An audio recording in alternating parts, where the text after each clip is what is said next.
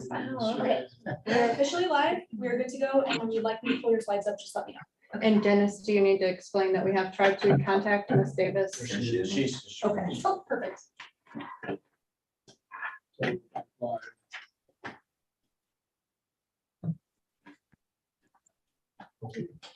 and go. So you are good to go. All right. Well, thank you everybody for inviting us here. We appreciate coming. I am Tiffany Baer and I am the Center for Local Public Health Liaison. So really my main job is to run a part of DHSS, which I'll try to kind of explain because I don't know how much folks know about. It's a large entity and there's a lot of parts. And so I won't go into a deep dive because that'll bore you all, but we will go ahead and kind of talk about it a little bit. So really my main focus is to be the liaison between Department of Health and Senior Services and our 115 LPHA partners. So really I do trainings, we do funding, we have funding pieces that we work with each other on. We do technical trainings and we just try to offer assistance and try to keep that flow of information kind of going back and forth. Because it is obviously important, especially since with what we've been going through with COVID, with so much information coming in and out and so many things, it was even more important than ever. So I'm Tiffany Baer. I have been with the center for 3 years. Before that, I did legislative and budget, which the center is so much more exciting if you've ever been in legislative and budget. No offense to anybody that loves the legislative side. And so I joined, my background is social worker, and so this was kind of an exciting piece for me because I got to come back to my roots. I am Jefferson County born and raised. I was born in Crystal City. My parents own a business in Crystal City, and I went to St. Pius High School, and I didn't leave until I went to college in Cape and then moved to Jeff City after that to marry my husband. So anyway, we live there now. But we're happy, I'm happy to be back. And so we will kind of, if I want Chelsea to introduce herself and then maybe hear a little bit about from you guys, and then we'll start our session and give you a kind of an overview of DHSS and move right into this. Nice to meet you all. I'm Chelsea Robbins. I just joined. I'm going to be Tiffany's right hand. I say just joined, but I started in December. It's gone by pretty quickly. So basically, I'm going to be her right hand and helping do board orientations and things like that, and just helping make the connection between the state and local.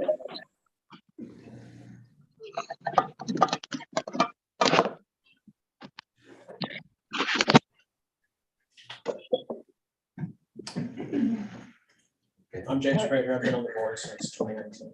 So, James, tell us a little bit more about yourself, please. Education, work experience. Work experience. I've been in IT for going on 20 years. I've been like a network engineer, a operations manager, had my own business back in the early 2000s.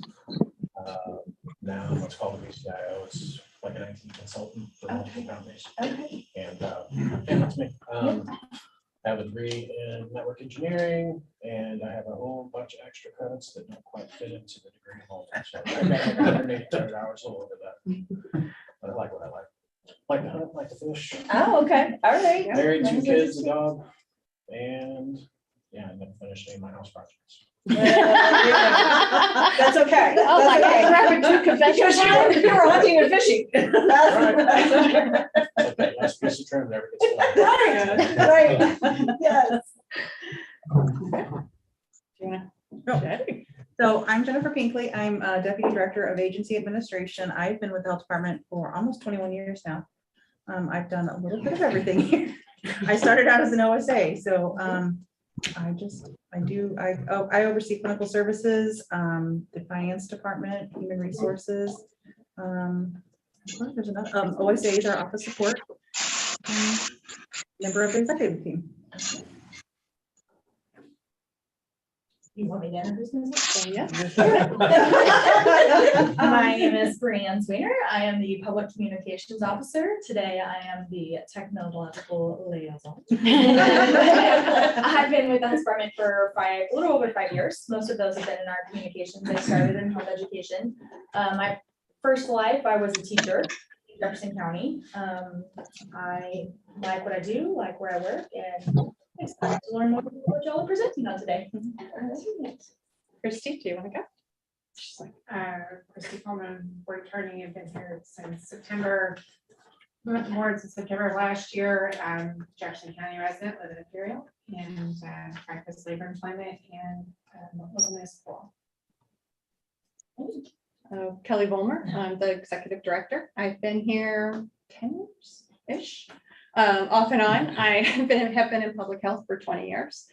Absolutely love what I do, and just have been excited to be able to get into this position. When I started, I figured I had 10 years to make a difference in my children's lives and the community that they lived in. I have 8 kiddos, yours, mine, and that's it. And we have a dog that's ours. Wow. And I just absolutely love it. And I love my community and I love what I do.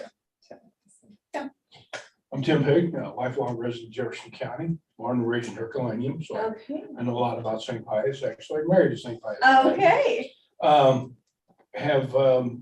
Was in health for 22 years. Did a lot of safety and security within that. Did a lot of safety programs, EMA. Last 7 years in health was over there with Jefferson Regional. Was Smith's vice president. I have a master's degree in business. I have a bachelor's in communications. Let's see, what else do you know? I've been on the board for A long time. 14 years, I guess, or longer. I've served at every capacity that the board, chairman on up and on down. Quite exciting this last couple of years. Yeah. Previous to that, it wasn't so, but we manage. Awesome. Hi, my name is Amber Henry. I'm the Associate Vice President at a university in St. Louis. I'm born and raised in DeSoto, Missouri. I've been on the board, I think 6 years. I lose count with the fun we're having. My husband and I and our 2 sons raise cattle in DeSoto. And I don't know what else. Awesome. Oh, I have a doctorate degree in education. Yeah. Oh, and that's I forgot. And then my spare time. Spare time. Sure. Top that one, Dennis. Come on, Dennis, what you got? And follow that. Dennis Deal, I'm chairman of the board. Worked as a health service manager in the St. Louis Health Department for 18 years. Here for 17 years after that. After retiring, I was the executive director of the Missouri Institute for Public Health, or for Community Health, accrediting body for local health departments in the state.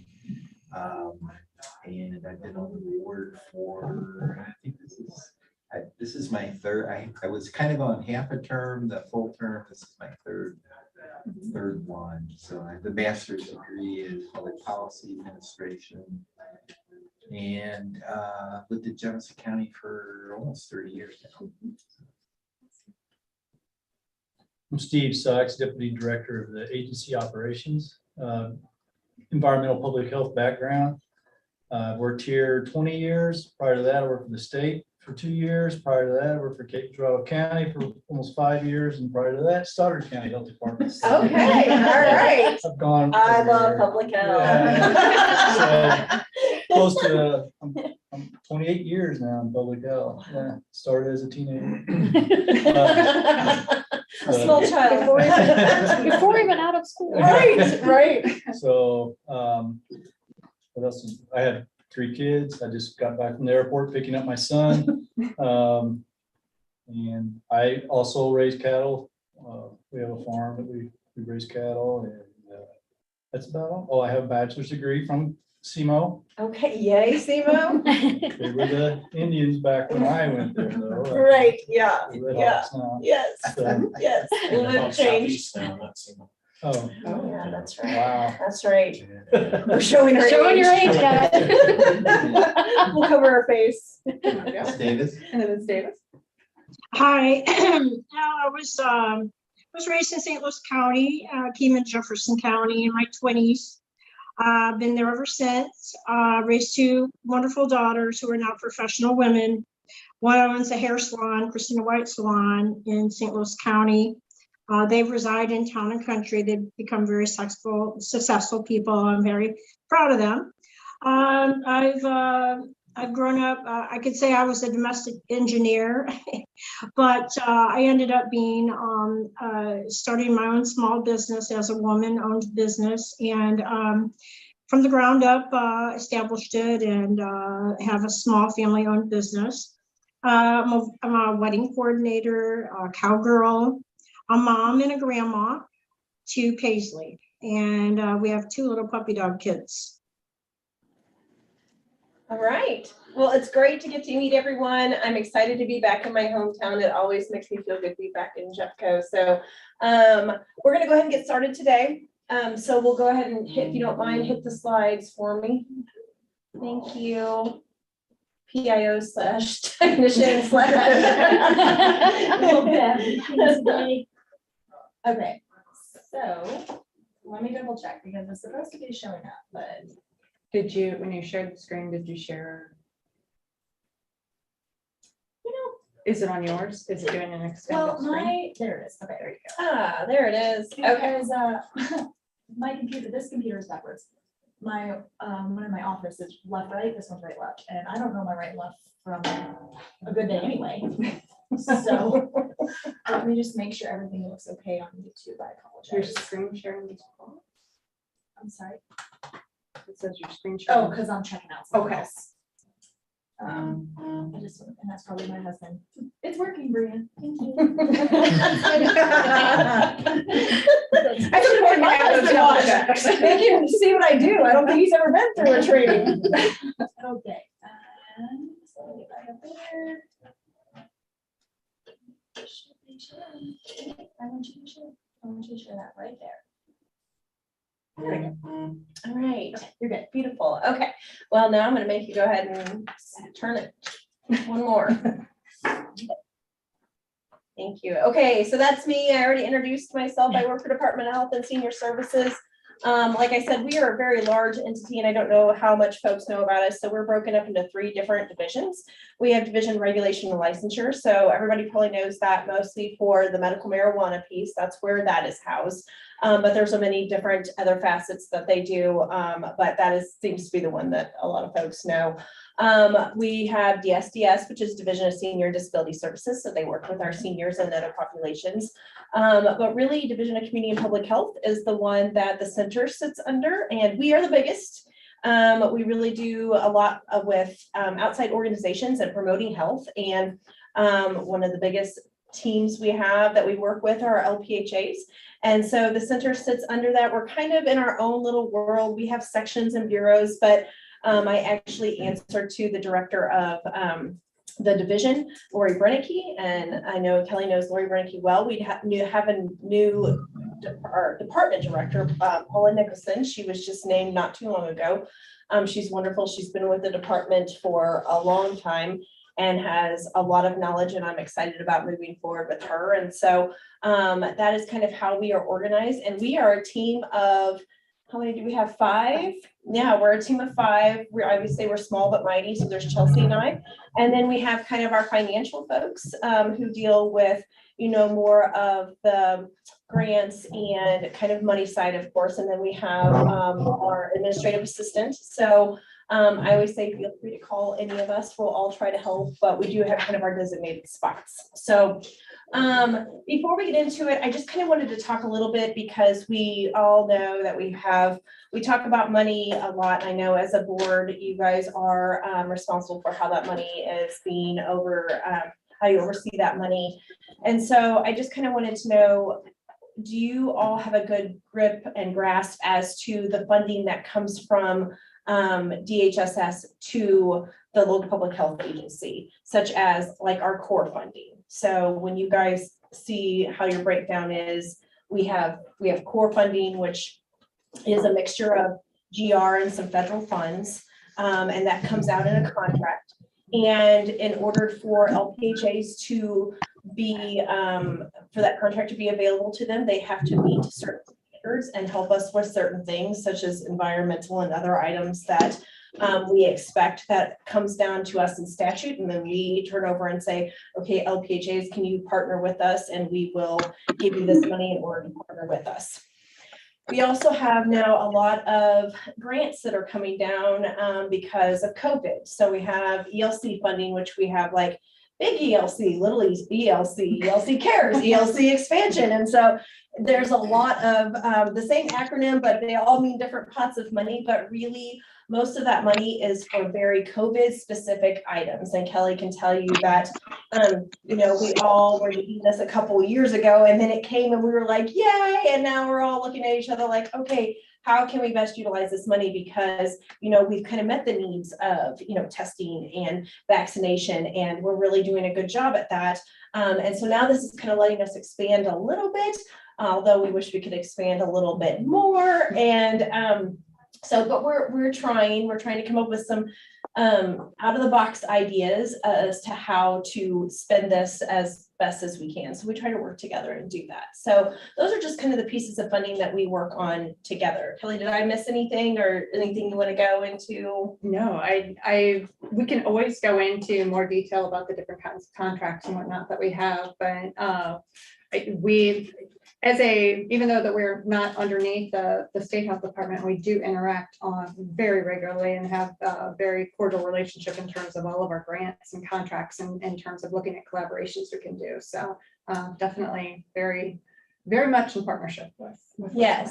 Yes, absolutely. And I think the biggest part that may be a misconception oftentimes is that LPHAs are autonomous, and we absolutely all know that as we sit in this room. But on the other hand, because of this money that ties us all together, there are certain things that, because we contract, that LPHAs have to do per our direction and follow certain steps, because that is what statute tells us to do. Statute says you have to do this, you have to do it this way. Rule says you got to do it in this amount of time, and we expect that when we contract with our partners, which are the LPHAs, that they're going to do that in that amount of time under that guidance. So I know that there's a lot of conversation, I know especially around COVID and that sort of thing of, you know, whose guidance is this and where did this come from? Well, really, we take a lot of our, I would say not a lot, all of our guidance from CDC. You have to find a beacon in something like this, and CDC is something that we've always looked towards to give us that direction. And so everything that we did, we tried to follow CDC guidance. We then turned that into our partners because they were doing jobs, you know, that kind of was an extension of us. And so therefore, we asked them to do certain things, certain ways, because that is the way we were being given the guidance, and we all followed that partnership. So just kind of like to throw that out there, because I know folks get confused, and it is confusing if you listen to the news or any sort of news source or that sort of thing, that's kind of that relationship that we have. And it's a great relationship. We couldn't accomplish anything without our LPHAs. So kudos to you all for being on the board, for supporting that. Kudos to Kelly, kudos to all the staff here, because we couldn't survive and do public health as a whole in Missouri without. So we will go ahead and go to the next piece. All right. So I just always like to kind of start this out, because people sometimes, depending on what room you're in, you know, healthcare and public health kind of get mixed together. So I always try to tell everybody that healthcare is vital to all of us some of the time, but public health is vital to us all of the time. And that's never to say that healthcare is not extremely important, but really we try to promote public health and teach people about public health. So maybe down the line that public health input isn't as needed as it might need to be if you didn't have that public health education to try to kind of work through things prior to maybe becoming sick. So, you know, it's always kind of a preventative, or we're going to try to teach you how to do things so that you stay well and live a healthy life. So just trying to make that distinction there. So we will change. All right, so this is kind of what we'll talk about today. What is public health? Statutes governing local public health agencies, roles and responsibilities of the board, relationship between the board and the administrator, and then any questions that you may have. All right, and so we kind of start out here with defining public health. Public health is the science and the art of preventing disease, prolonging life, and promoting health through an organized efforts and informed choices of society, organizations, public and private communities and individuals. So if we kind of look at that statement, we really do kind of note there the influences at the broader societal and community levels, as well as the individual levels. So we'll kind of discuss that further on, but just wanted to make note of that as we move forward. All right, so we have our purpose here. We have a lot of purpose. So we really work to prevent epidemics and spread of disease, protect against environmental hazards, prevent injuries, promote and encourage healthy behaviors and mental health, plan for and respond to disasters and assist communities in recovery, and assure quality and accessibility of health services. So I know that COVID is on everyone's mind. And so of course, that first one is really the one that we were focused on probably for the last 2 years. And I think a lot of us would probably say that we're excited to be able to enjoy looking and focusing on some of those other bullet points aside from just COVID. Just a kind of a funny story, when my LPHAs call, they'll say, I promise it's not COVID. And so we have this big laugh, and I get emails that in the title it says, I promise it's not COVID. And so I think we're just all kind of in that realm of, yay, we actually get to do public health again, because not that COVID wasn't public health, but we were just all we had to be so narrow-minded for so long, and that wasn't a want, that was a need, and it was an absolute must. And so now we get excited when we get to talk about environmental hazards, like, yay, it's an environmental hazard, and when we get to promote, healthy behaviors and talk about things that, prevent, instead of constantly thinking of the COVID message and vaccine and all of that. So not that we weren't all in the team together and really working towards that, but we do really get to talk a little bit more about our major purpose. So one question, do you guys, in order to focus and support your local public health department, I know you contract with us, but you guys have a meal tax devoted? Correct. Okay, and how long have you had, has that been something that since, is that recently? 1949. Really? Yeah. How did I not know that? Oh, Jefferson County, I didn't know that. That's how we were started. We had a mill tax that was passed in 1949, and then we've only had one, but we had our first tax increase in 2016. Oh, wow. Okay. All right. Well, that's good to know. I'm excited. So obviously, I didn't know this, but the citizens of Jefferson County do put health at the top of the radar, obviously, by devoting a tax to it. So that's good news. I wish I wouldn't have had to ask that question. I should have researched that as being a Jefferson County person. But so I think that a lot of times it really goes to show that your community, even though you ride the highs and lows with public health and that sort of thing, is that it isn't important because they devote money to it. And we all know that money goes where the mouth is, and it also goes where the priorities are. So I think you should feel great about your community and that they believe in public health enough to devote money to that. So that's a great start. Can I make a comment? Yeah. I certainly agree with that, but I think it's important also for people to know that our budget is made up of only about 50% mill tax money. The rest is funding from the state, from contracts, from Grants and program Right. services. a lot of which are competitive. So I think the health department certainly does a really good job in attracting other money. And I hope people understand that. I think there's a lot of questions recently about how we spend tax money, but that's certainly only a part of what we do. So. Absolutely. And I would say at the state level too, that is the same kind of, we have this GR pot, but a lot of our piece, especially Department of Health and Senior Services, is made up of grants. We get a lot of federal money. We have a lot of different places that money comes in. And the same thing is true in the money that we push out in core money.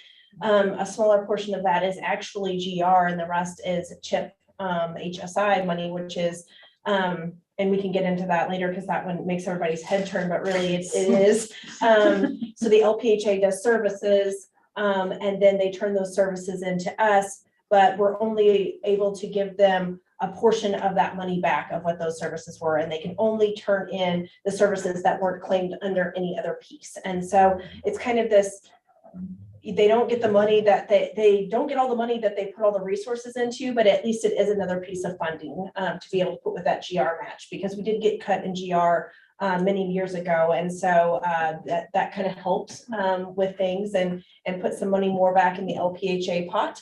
But it is difficult. Those CHIP services during COVID, a lot of those were not able to be done because everybody was, having to answer to COVID, and everybody's lives were COVID. And so some of that money was not able to be put back in the pot because of the situation that we were having. So I'm glad you brought that up. We are the same way. So state and local have a lot in common there, as we have to kind of take all of our resources and put them together to make public health work. So, all right. So this is kind of the public health approach, and I know a lot of folks, especially, Dennis will know all of this, but we talk about surveillance. We always ask ourselves, what is the problem? What are we seeing that is the issue? We look at the risk factor identification. So what is causing the problem? Intervention, evaluation. So we have to see what works to solve this problem. And you can see this, I always say, look at COVID, kind of how we moved through that. Obviously we had to do a lot of surveillance with COVID because it was brand new. We didn't know anything about it. And we spent a lot of time at the very beginning just trying to collect our thoughts and figure out what was going on and figure out how to kind of what's going to work. So then we see what's the cause and the risk factors that go along with that. So we had to piece that together. And then what works? We know that vaccines work at this point in time. I know that folks are, we look at our rates, we look at who's vaccinated, we look at, we have, of course, our 6 foot, and we had all of those pieces together. So we had to kind of see what was the best approach. And then how do you do it? So how do you get the vaccine out there? How do you teach people about it? How do you make sure that folks are getting the correct information? So that is just kind of using the COVID model and the public health approach. That's kind of how we work through our issues in public health. Okay, pause off it. We're just taking a pause. Oh, sorry. I should have warned you about this. My bad. I should have warned you about that. There we go. Okay, so I always say, yay, we pat ourselves on the back on this because we talk about, oh, we did so great, and we need to change that because we're 2022 now. But we talk about the achievements that we've had. So we look at vaccination, medical vehicle safety, safer workplaces, control of infectious disease, deaths because of coronary heart disease and stroke, safe and healthier foods. Of course, healthy moms and babies with our WIC, family planning, fluoridation of water. We all recognize that tobacco is a health hazard. Cancer prevention, childhood-led, and public health preparedness and response. And the thing, though, that I like to kind of point out is that we say these are achievements, and they definitely are, because if you look through the list, we see where we were and where we are now.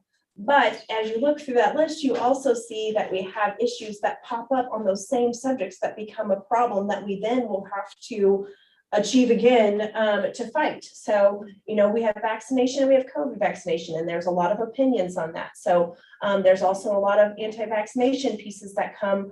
There's legislation out there, right now that's always coming up about vaccines. Motor vehicle safety. Well, we got the seat belts, but then we repealed the helmet law, and we all know what happens with that. Then we have more brain injuries, and we have that program needs more money. And if that program doesn't get that money, then we have a lot of folks out there that have needs that are not being met.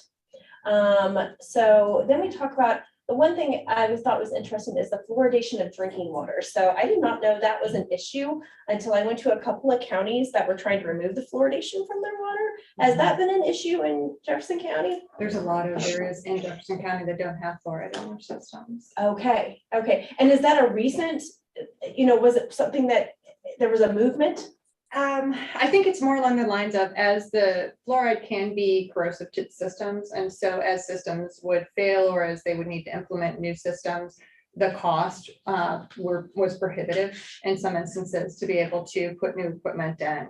It is something that within the last couple of years, I know the Office on Dental Health is working to try to offer grants for communities that would like to do it and be able to put more in. So that's something that we are encouraging communities or Okay. cities within our community to do. Great. Yeah, and I didn't even, it was not, it has not been an issue in Cole County. And so I was kind of unfamiliar that counties were kind of talking about that and removing fluoride and that sort of thing. So I knew our folks in the, in dental health were really working towards that. So I'm glad that, you know, that's become on the radar, that's come on the radar and that you guys are, you know, talking about those pieces. So the other thing that I always point out is, and it never seems to go away, is the recognition of tobacco use as a health hazard. And so, Ms. Davis, are you okay? You know what? I don't see my picture on there anymore, but yeah, I'm still with you guys. okay. Well, we see you. Can we ask her to mute so that the noise doesn't interfere? Do you mind muting for just a little bit while we're going through the presentation, then unmute when you have a question? Let me see if I can figure out how to do that. Okay. Thank you very much. All right. The other piece that I always look at is the recognition of tobacco use. And so I know we all put money towards that, where I always laugh because I was a kid of the 80s and Joe Camel was the, you know, the one that they got rid of Joe Camel and that was all supposed to solve everything. And do you have something on that? Okay. And so like, you know, back in the day, it was cool to carry a Joe Camel backpack and, you know, like that was fine. And there was nothing wrong with that until we realized like, oh, wait, you know, this is promoting tobacco. And so then you think, okay, we've solved one problem. And now I have a 15-year-old and she came in, I think it was last year, and she said, every kid is doing this thing called juuling. And I'm thinking like jewels, like, oh, they're making bracelets, like this is awesome, you know, naive mother.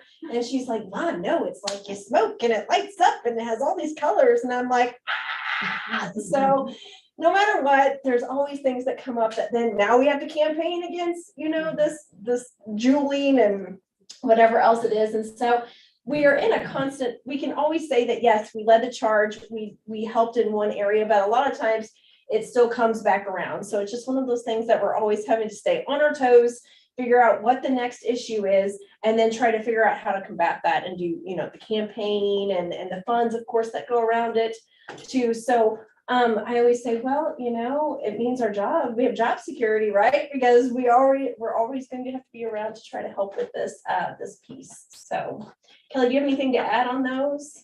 I was like to hear from you. No, but I think you hit very well that a lot of these achievements, they are things that we have to continue to educate on and to help people understand why it was so important to do in the first place. So again, things like vaccination, fluoridation, where our dental van, we have 2 dental vans, and one of the things that we can definitely see is those areas that have fluoridation versus those areas that don't, and the impact that it has on cavities and kids' mouths. So it's always good, even though they are our achievements, to keep those in the forefront. And I appreciate when people bring them up, because I don't think a lot of people know. So tell me about your dental vans real quick, because I'm interested. So I will make this quick. We have a youth dental van, and that's how we started our services. There was a lack of providers within our community that was identified through surveys that we're looking for opportunities for providers who would accept Medicaid for youth, and then as well, just a general lack of providers. There were a bunch of community agencies that came together, and we started a youth dental van. The van has a dentist on board, as well as all of the services that you could get in an office. So everything from cleaning teeth to pulling teeth or filling cavities. Wow. And from that, we expanded to an older adult dental van. So the older adult dental van was centered on providing services in senior homes. In terms of they are not receiving cleanings or having their fixtures and their I just lost it. Your dentures fixed and refitted to their mouths as their mouths changed and whatnot. And so being able to go in and be able to provide those services on site. Again, the dental van for the older adults has a lab on board that can actually do those denture fixes and be able to get them right back out to the folks. So we're very excited to be able to do those programs. But again, it's listening to the community, identifying a need, and finding unique ways to be able to provide that access. Yes. And did you find that on a community health assessment? We did. Good. All right. That's what I love to hear. When she says van, they're more like the size of buses. Yeah. Okay. Yeah, they're 15 Think- Yeah, passengers. we did have a- size. The big bus. Okay, Yeah. okay. Yeah, I was gonna say, that's a lot to house a 15 passenger. You guys have more like a mobile home. Yeah, you've got So- 3 full seats, like Yeah. service seats going on. Oh, that's cool. Very cool. I'm glad you shared that. I'm glad you said that. All right, so we can go ahead and move to the next. Do I have the next one? There we go. Okay, and so we're looking at now the challenges of the 21st century. So if we kind of read down that list, we look at health promotion.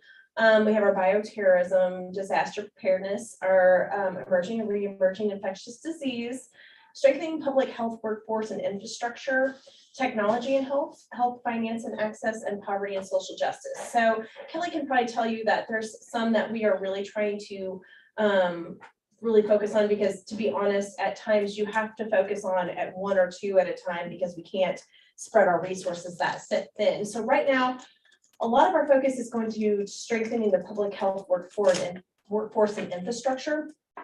We know that we have a nursing shortage. We know that we have a public health employee shortage, and especially after COVID, the burnout and the issues that were along with COVID made a lot of people think, what am I doing here? Why am I in this job? I need to switch roles. And to be honest, I hope that a lot of those folks realize, like, hey, I loved public health and I want to go back to it. And there's those things that are occurring, but really we have to look at some other things that are going on, like how do we recruit from universities? Do people know enough about local public health to be interested in it and to want to pursue a career in that? Are we making the benefits? Are we kind of, a lot of folks go out there and they can offer tuition reimbursement, they can offer, incentives. And so we have to be able to compete in that environment, or we're not going to get those graduates and they're not going to fall in love with public health. So I had one of my LPHAs say the other day, he's like, I had a kid that he knew growing up, he's friends with the family, and he said, she's a nurse and she came out of school, and all of her friends were saying, she said, I'm gonna go work as a nurse in public health. And all of her friends like, you're crazy. Why would you do that? And he said, if I would not have known her from a kid and been friends with the family and been able to tell her about public health and why it was important and why she would love it, she would have gone to a hospital, and think about what her friends were saying. Her friends were saying, are you crazy? You're going into public health, and so we have to change that. And a lot of that has to do with public information. How do we put it out there? How do we get into these universities? How do we make it worth their while to want to get into public health and learn to love it? Because it is a passion, but if you already have that negative piece, like, I don't know, or we can't get in there and say, hey, we'll pay for your last semester of school or whatever, tuition reimbursement or that sort of thing. So we're really looking at ways to be able to compete and to educate folks on how to make this a love of people, because if you get into it, you're going to love it. We just got to attract more folks and then keep them, so not only do you have those pieces that interest them, but then you have to want to keep them, we have to keep them interested so that they stay around. So that's really something that we're focused on right now.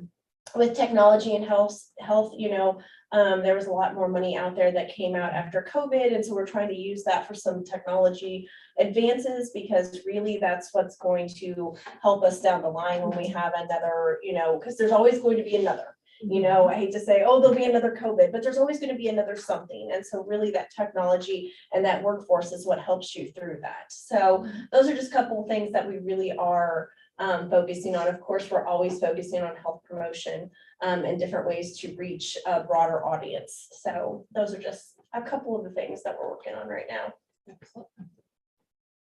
And so this is just kind of a repeat of our 3 core functions. Really we have our assessment, our policy development, and our assurance. So it all goes back to analyzing the issue, and then the promote the use of scientific knowledge base and policy to make decisions. So we're using sound science to try to get to our decision making, and then we try to take that piece and ensure the provision of services to those in need, and make sure that is across the board. Not just this population gets these services, everybody gets these services, and how do we spread that out and make sure that the people that need it are getting it? All right, so we talk about these a lot, our 10 essential public health services. Kelly could probably say them blindfolded and backwards. So those are really the things that we focus on, our monitoring health, our diagnosing and investigating, informing, educating, and empowering. Mobilizing community partnership, because we all know that it takes that movement in the community to move things forward. So develop policies, enforce laws, linking to and providing care. That's a big piece too, because if folks don't know about it, they don't know where to get that piece, and you're not being able to provide that care. So it's really making that link to where people can get those resources. Assure a competent workforce, which is what we're trying to do right now. I know Dennis could probably talk a lot about that for us. We might turn that over to him in a minute. And evaluate and research. So we're always trying to say, how did that go? Can we do better? And how do we do better? Well, we're going to research to figure that out and try to do better in the next round. So our core government functions, we just kind of try to point out here that one, I always say our locals are our most important. They're the feet, they're the boots on the ground.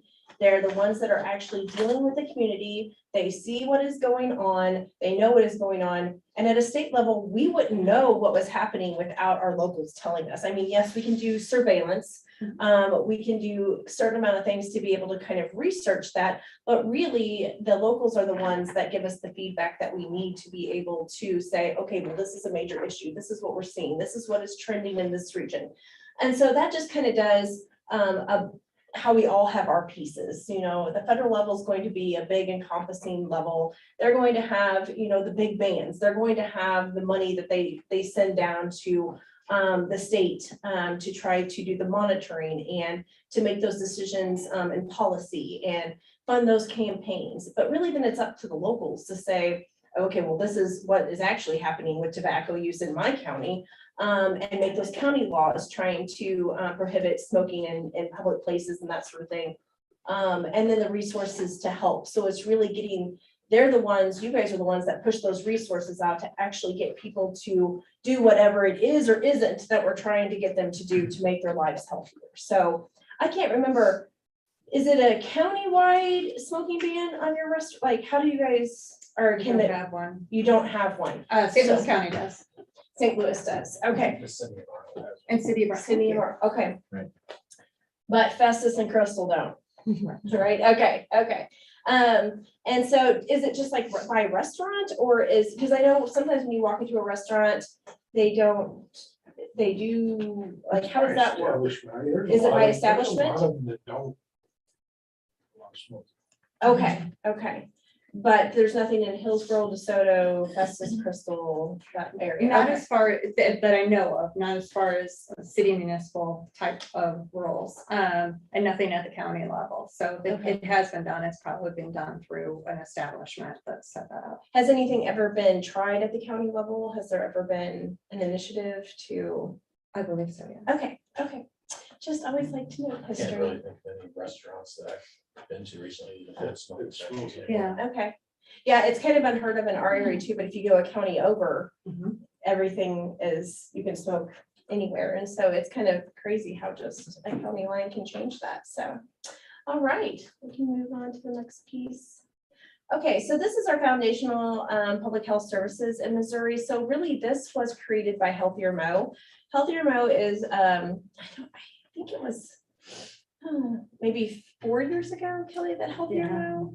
That's about when I it lost started. like the last 2.5 years, so everything is like, was it really that long ago? I think the planning began then, and then really the sort of where it finished up was right when COVID hit in early 2020, and they were just getting ready to start all this stuff out. Okay, okay. So Healthier Mo was a grassroots effort that said, hey, we're going to take a look at public health and kind of do new models and look at different ways to, look at public health and health equity and all of those pieces. And so they kind of set up this little wheel, and I do like it.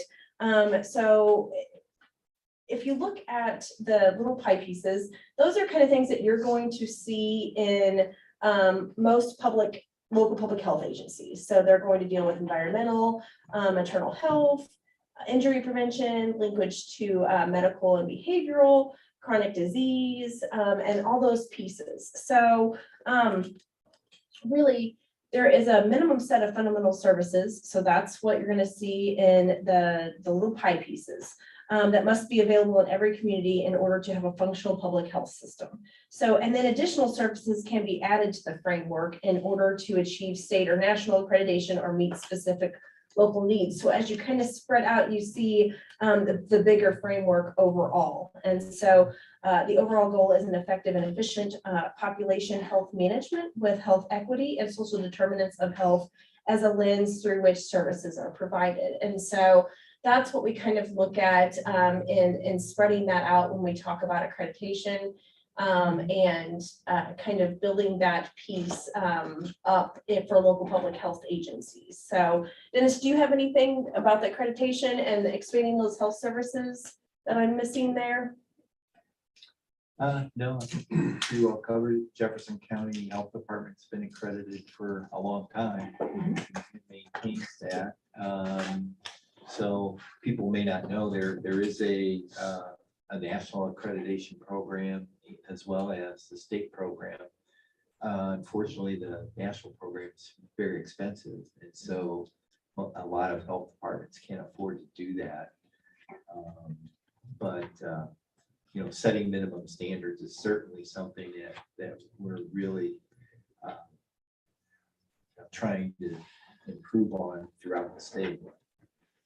Absolutely. And I think there's a bigger push to get accredited and kind of look at those pieces for all LPHAs and try to help make that happen, because a lot of folks don't have the resources. It is expensive. It does cost money. It does take time. It does take resources. It takes FTE. But really, you know, it pays off tenfold. It's just trying to get on board and move through that process. I always like to tell folks, though, you don't have to do it all in one day. You know, it's not something that you have to do all in one day. And so at least we're trying to educate folks on that. We'll be doing that. We have a spring and a fall regional meeting for our LPHAs, and we'll be kind of educating folks on, Mitch is going to present, and we're going to try to educate some folks on how to kind of go about that and try to draw that interest in folks. So anyway, that's that kind of piece that Healthier Mo has put out. They continue to kind of put out new, fresh items. COVID did kind of keep things from spinning out there from Healthier Mo, but they're back up and running, and so we'll see a lot more from them, I know, in the near future. Right, next, okay. So we like to talk about partners in public health because we can't do it alone. We know that it takes community, it takes governmental public health, it takes academia, it takes employers and businesses and the media and the clinical care side.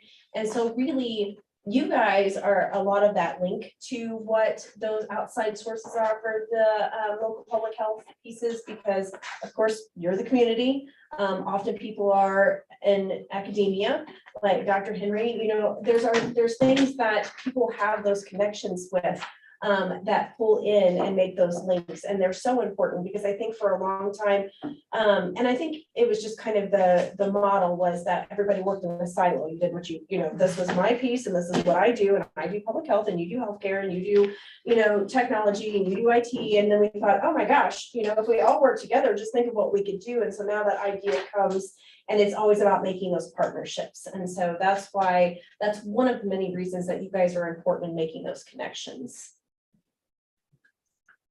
So we kind of go back to our public health versus healthcare. Really, all I like to kind of say here is that it's just really versus public or population focused versus individual patients. So public health is a very, very, very broad scope with a lot of folks to keep in mind. And then healthcare is as important, but it's very much about individual care. So just trying to make that distinction there for folks. I think that's a very important distinction to make, especially over the past couple of years, is I think people had a hard time understanding the difference between traditional medical care or healthcare and what public health is. And public health really is looking at the larger population, and we're looking at prevention compared to actually doing treatment of individuals in a medical setting. And so the difference between, one of the things you noticed in our 10 essential services, medical treatment wasn't necessarily up there. You will find health departments are doing clinical safety net services,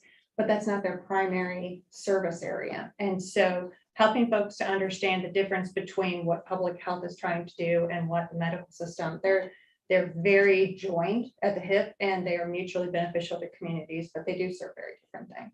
Absolutely. So Yeah. very great chart. Yeah, yeah.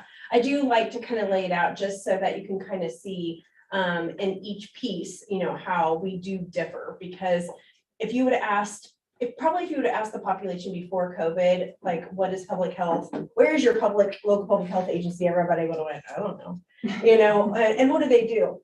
I don't know, they give shots, maybe, you know, like that. That's there's a kid. Yeah, I remember, you know, so, and then with COVID, we were just automatically, you know, put with COVID. We were this, that, or the other thing. And now I'm like, okay, so now everybody knows who we are. We really have to educate them on all the great things that we do. You know, we have the spotlight, so let's tell them and show them exactly the great things that we can do. So it's kind of an exciting time for public health right now. All right.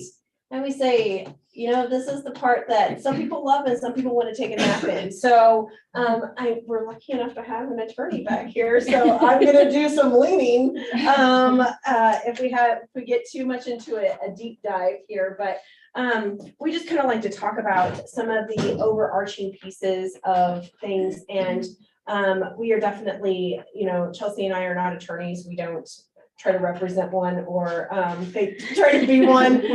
We'll leave that to the experts.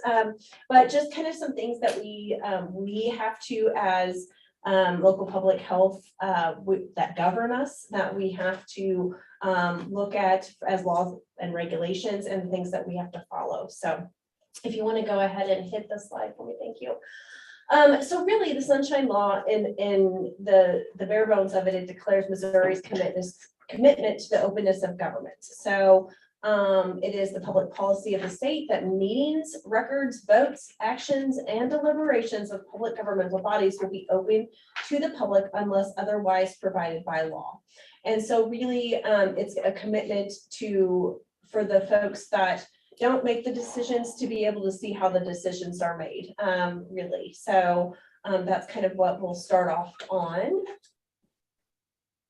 And of course, you guys fall under that meetings of public government bodies. So those meetings of public government bodies where a quorum is present and public business is discussed are subject to the Sunshine Law, which I'm sure everybody here knows that. This includes telephone conferences and internet chat sessions, as well as meetings or a series of meetings.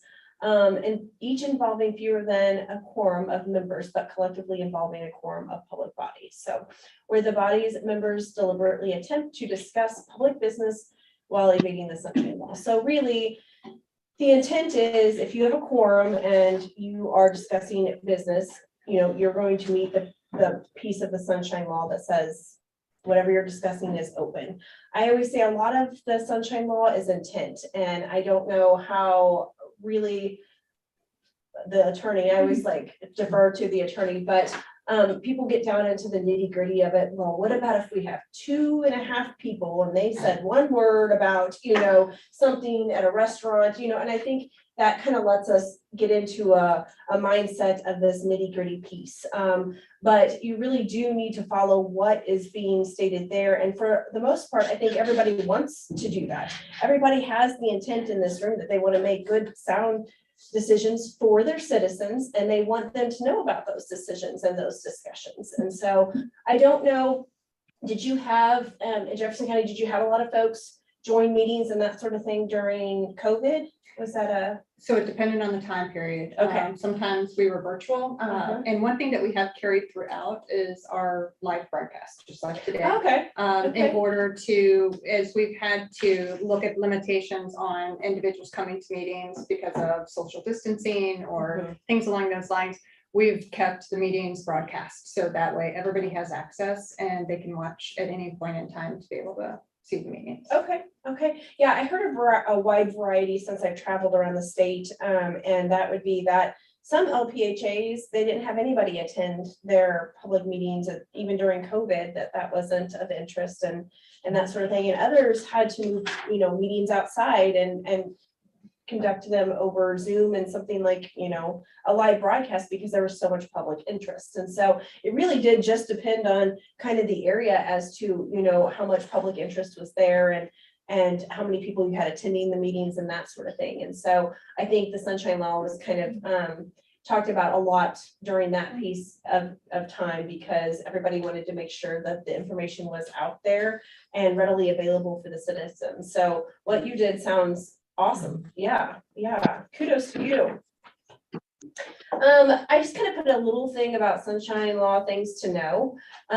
So I won't read them all to you, but the one thing I always like to say is the Sunshine Law does apply to all records regardless of what form they're kept in, and to all meetings regardless of which manner they are held. So just something to keep in mind.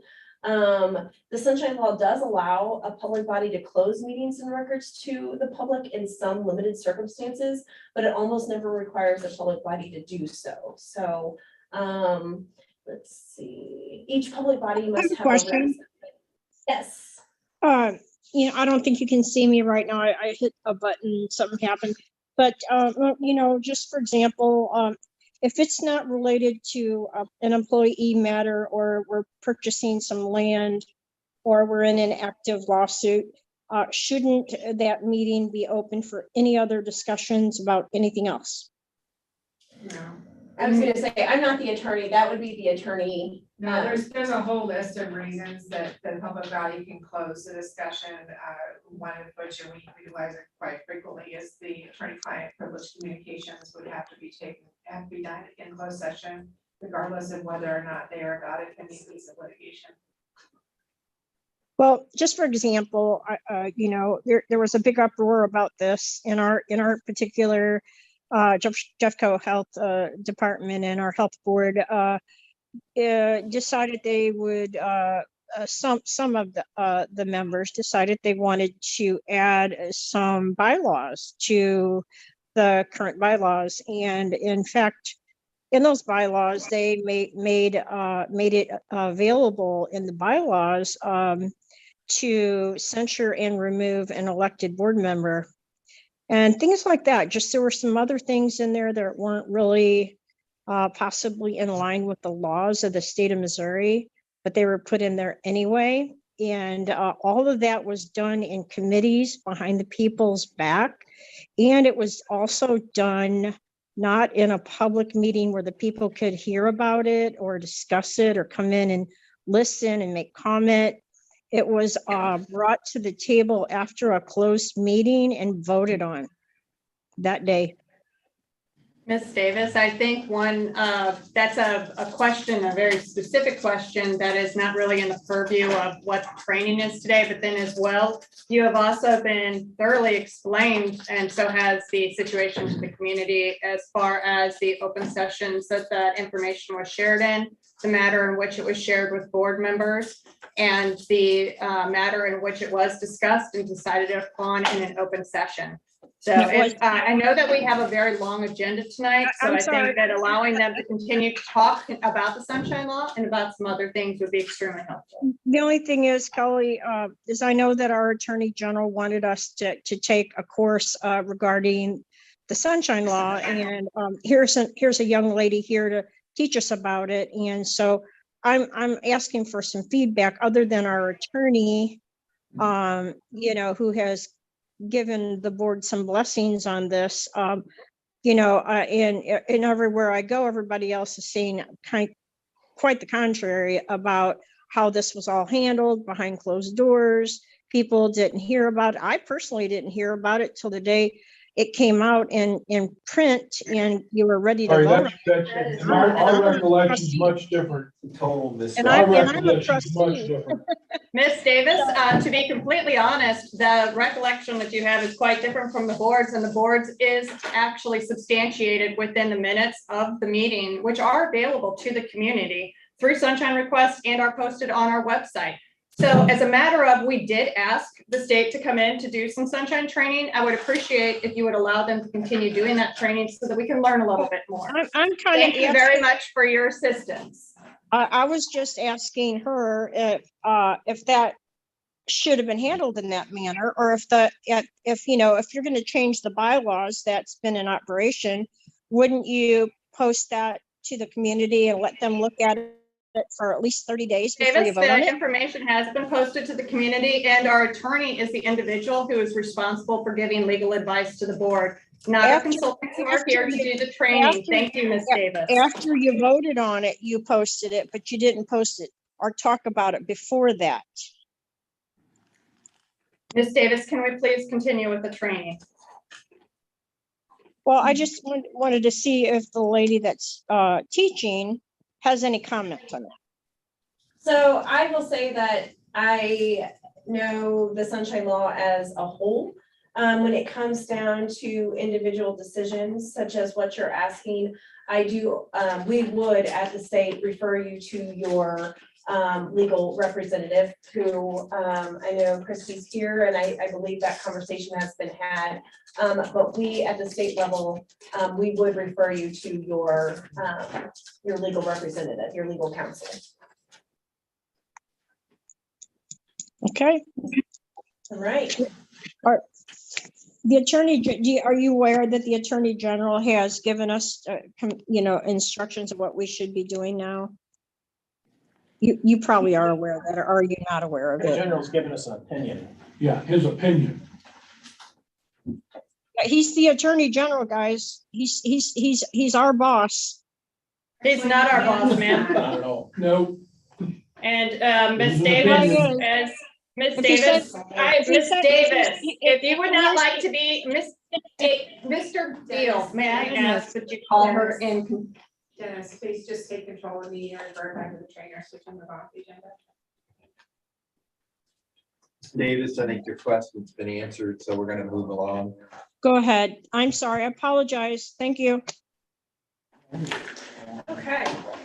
So we'll go ahead, and as we're going through the sunshine piece, I think a lot of people have pulled out their books here, but it has the Attorney General on the front cover. And I have found this piece to be extremely helpful, just kind of for general questions. I know that there's a lot of other pieces that come into play when you're actually talking about topics and that sort of thing. And like I said, we do always refer that deep dive to the attorneys that represent the local public health departments. But just kind of some things that we like to talk about. Can you click to the next slide, please? Thank you.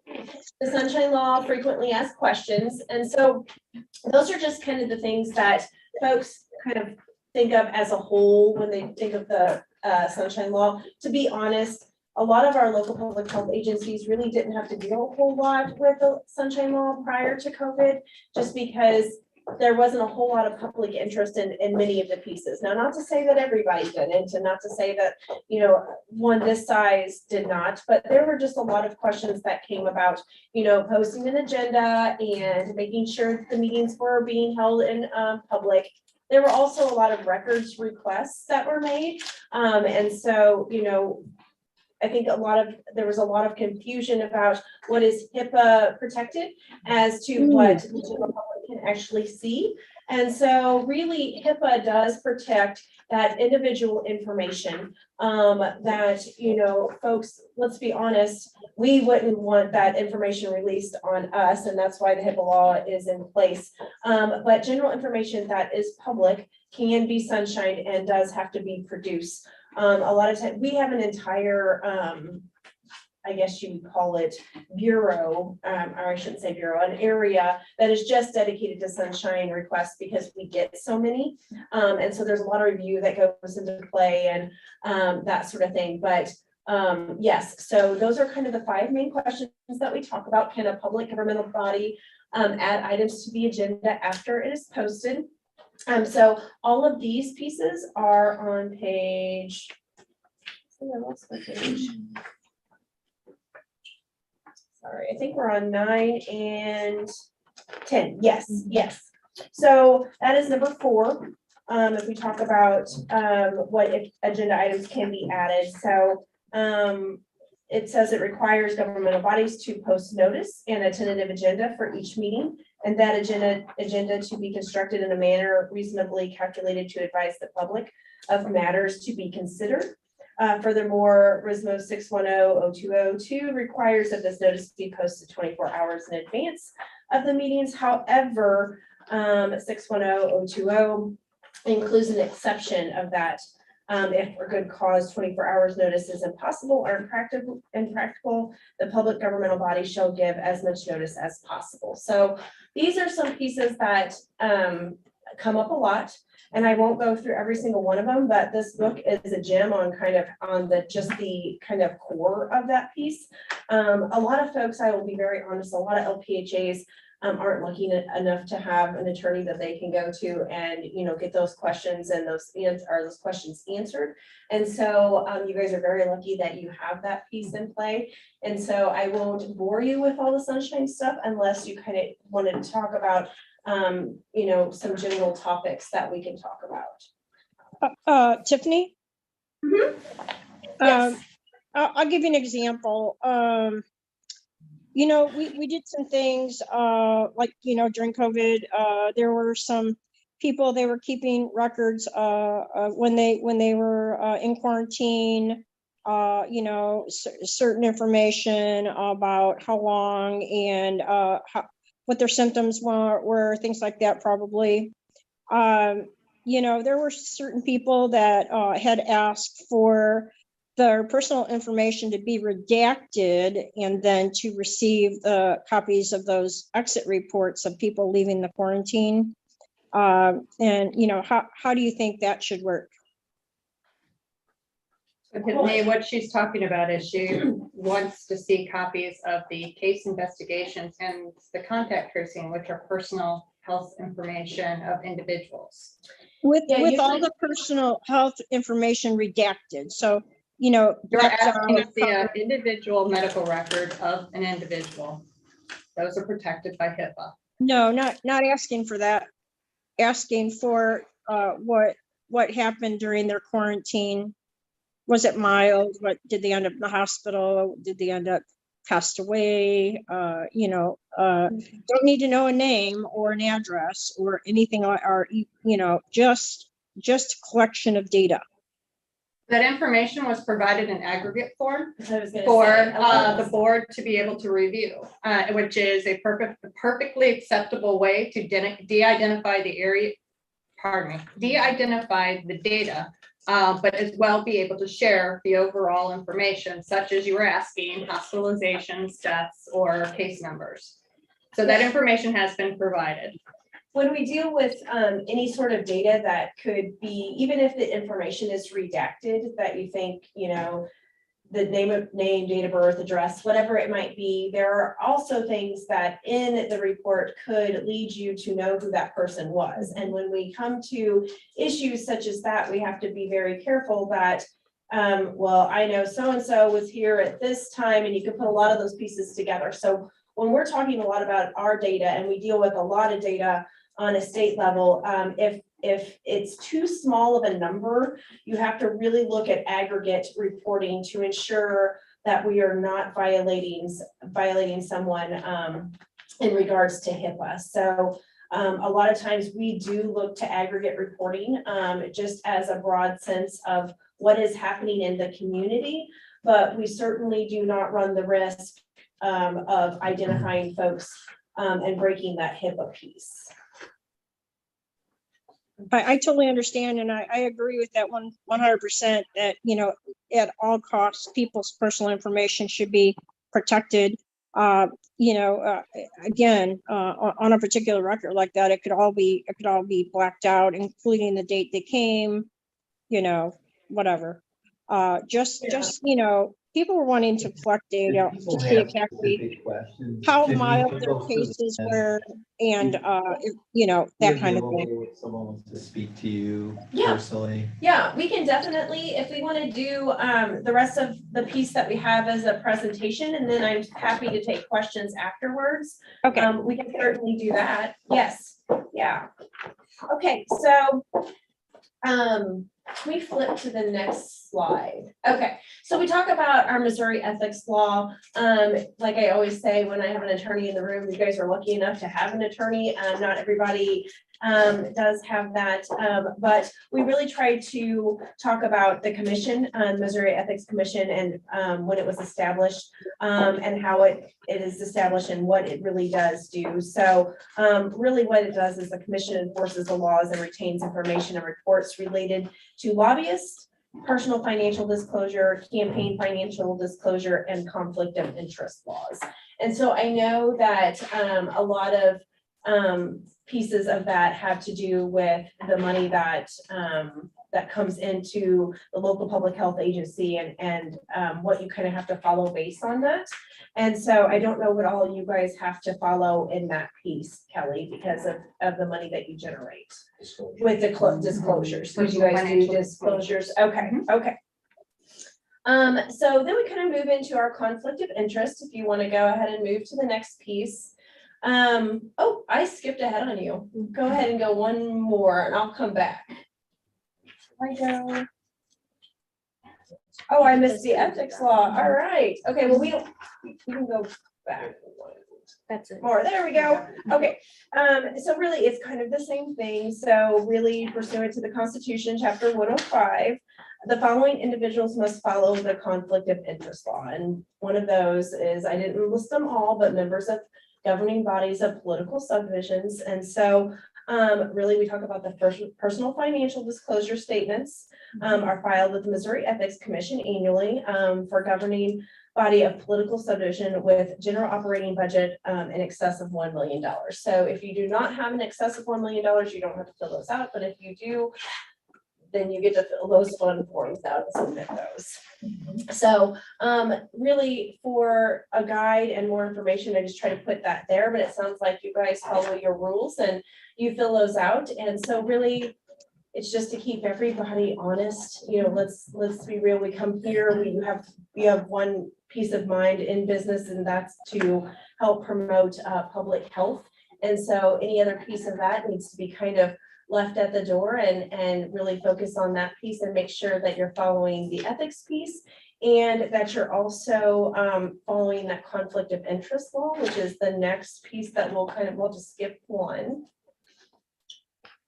The conflict of interest. All right. So this piece can be found in Chapter 105, which is 105 listed in here. I don't think 105 is in here, but so it says the statutes generally prohibit financial gain for public or elected officials, their spouses, dependent children, and public employee. These laws exclude restrictions on the receipt of additional compensation via employment, providing services, or conducting business with a political subdivision and influencing decisions which may result in financial gain.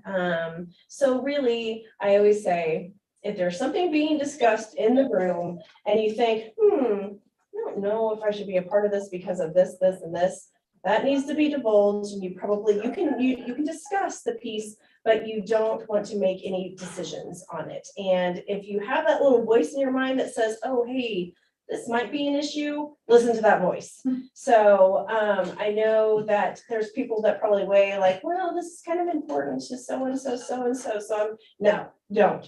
Just stop where you are and don't go any further. And you need to divulge that to your board and to your administrator. So I just listen to the little voice she'll say.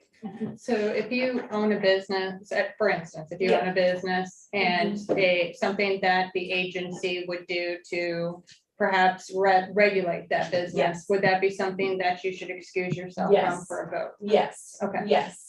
Thanks. Yeah, that's where you get into a sticky situation. And so you certainly want to be conscious of that and make sure that that is divulged for sure. All right. So this just the next piece, if you go to the next slide. We just talk about the Missouri Ethics Commission issues the advisory opinions. So they issue advisory opinions on various topics, including conflict of interest. And that can be found on the MEC website. Conflict of interest laws can also may also be contained in the statutes, which were addressed in the agency or political subdivision. So those are the chapters in which the ethics piece falls under. So you can kind of see it's branched out by, you would be county, townships, and political subdivisions, chapters 46 to 70. And so really, I think it, like you said, Kelly, it boils down to if you have a personal interest in something that you're discussing, it's best to remove yourself from that piece of it. Okay. And then the next slide.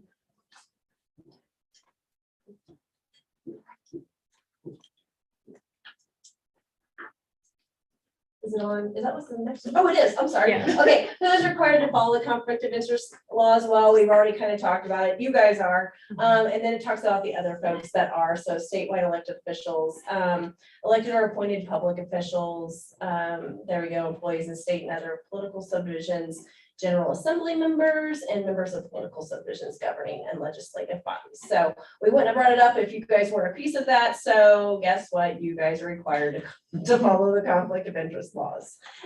All right.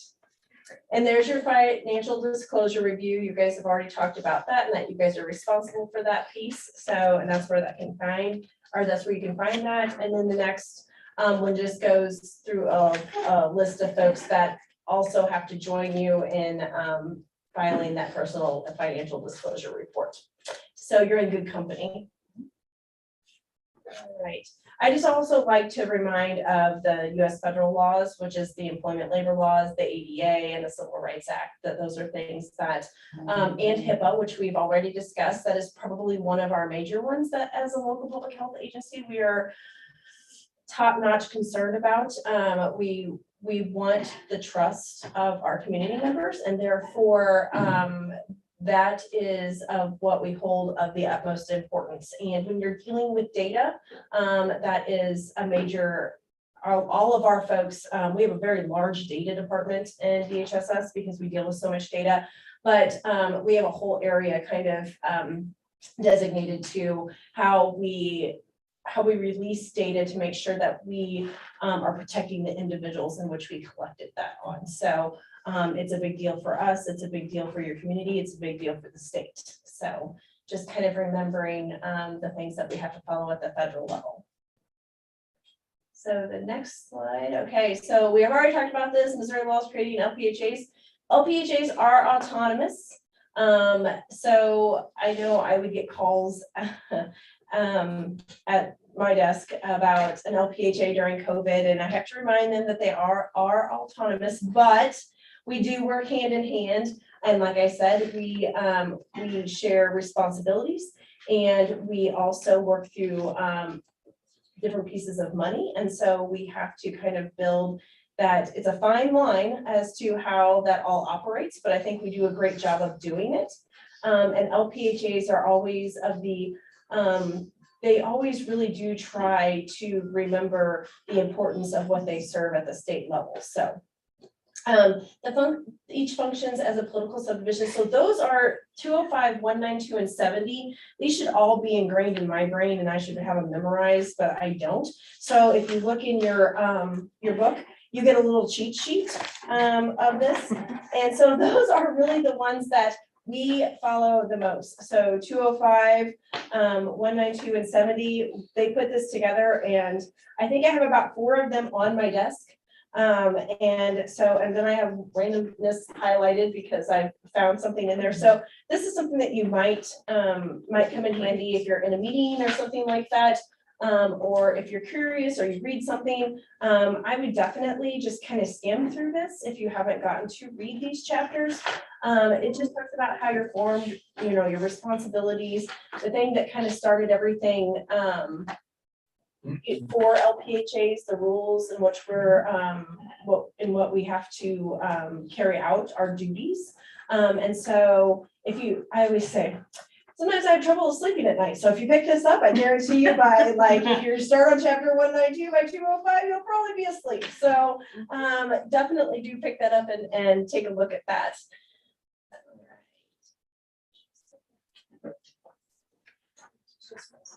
Okay. So we'll go to conducting business. That kind of just talks about the same one. So 205050 is the purpose of a health center. So the public health center is established, maintained, and operated for the improvement of health of inhabitants of said counties or counties. So that's what the beginning, the basis of a public health center. So then we go a little bit more into the trustees. In 205042, the Board of Health Center trustees shall hold meetings at least once each month and shall keep a complete record of all its proceedings. 3 members of the board shall constitute a quorum for the transaction of business. And then this one always makes people laugh because I don't think some people know about it, but 205042.6 says one of the trustees shall visit and examine the health county center at least twice each month. And so I usually, when I say that, a lot of folks around the room like look at each other like, are you the one that's going twice a month? Are you the one that's going twice a month? I always say, usually the treasurer is here to sign checks twice a month. And when we say examine, that doesn't mean a forensics examination unless you have to like go through all the files and look through everything. It's literally just a check-in. How are things going? Are things going well? Do you see any, like, is the building crumbling down and no one noticed? You know, are people crying in the corner because of whatever reason? It's literally just to make sure to lay eyes on it and make sure everything's okay, you know, so, but that is important that same person comes twice. You do? Oh, nice. Okay. All right. You guys are on top of things. I didn't have to come here. What did I do? But I appreciate that explanation too. That is kind of a generic explanation. So, but no, that your explanation was great. It's lay eyes on it, make sure things are going well. Yes. Like I said, you don't have to go through files or start giving interviews to the employees. That is not the reason why we do it. It's really just to make sure that everything is. Did we lose Miss Davis? Yes. I don't know if we lost her or. Yeah, she's not on there. She accidentally jumped off, but she's not on there anymore. No. I'm sorry. Do we need to, sorry, we're still live. So do we need to try to, I'll text her and see if she had some difficulties. If you want to, you're okay. If you want to. Okay. So if you want to go to the next slide. Right. So the shared responsibility with DHSS through regulation and agreements. So we've talked a lot about this, that 192. Is everything okay? So 192.020.1. So really, that is the one that we all run on at the state level. That gives us the ability and authority to work through and help folks with all health pieces. So, and it gives us the responsibility to do so. So 192.020.1 says to safeguard the health of people in Missouri, certain diseases to be included on communicable or infectious disease list. And so it kind of goes through all of our duties there. That is kind of the beginning kickoff point of where we say, okay, these are our duties. And then we look at sometimes at local public health agencies and we say, okay, this duty was designated to the Department of Health and Senior Services. A lot of times it'll say director or a designee. Guess who our designee is a lot? It's the local public health agencies. And so that's where that partnership really does come into play. That's what gives LPHAs the authority to do a lot of the things they do because they are an extension of us through the statute. And so I just want to double check, Miss Davis. I just want to make sure you had a chance to hear everything on 205. Did we lose you prior to that, or did you catch up?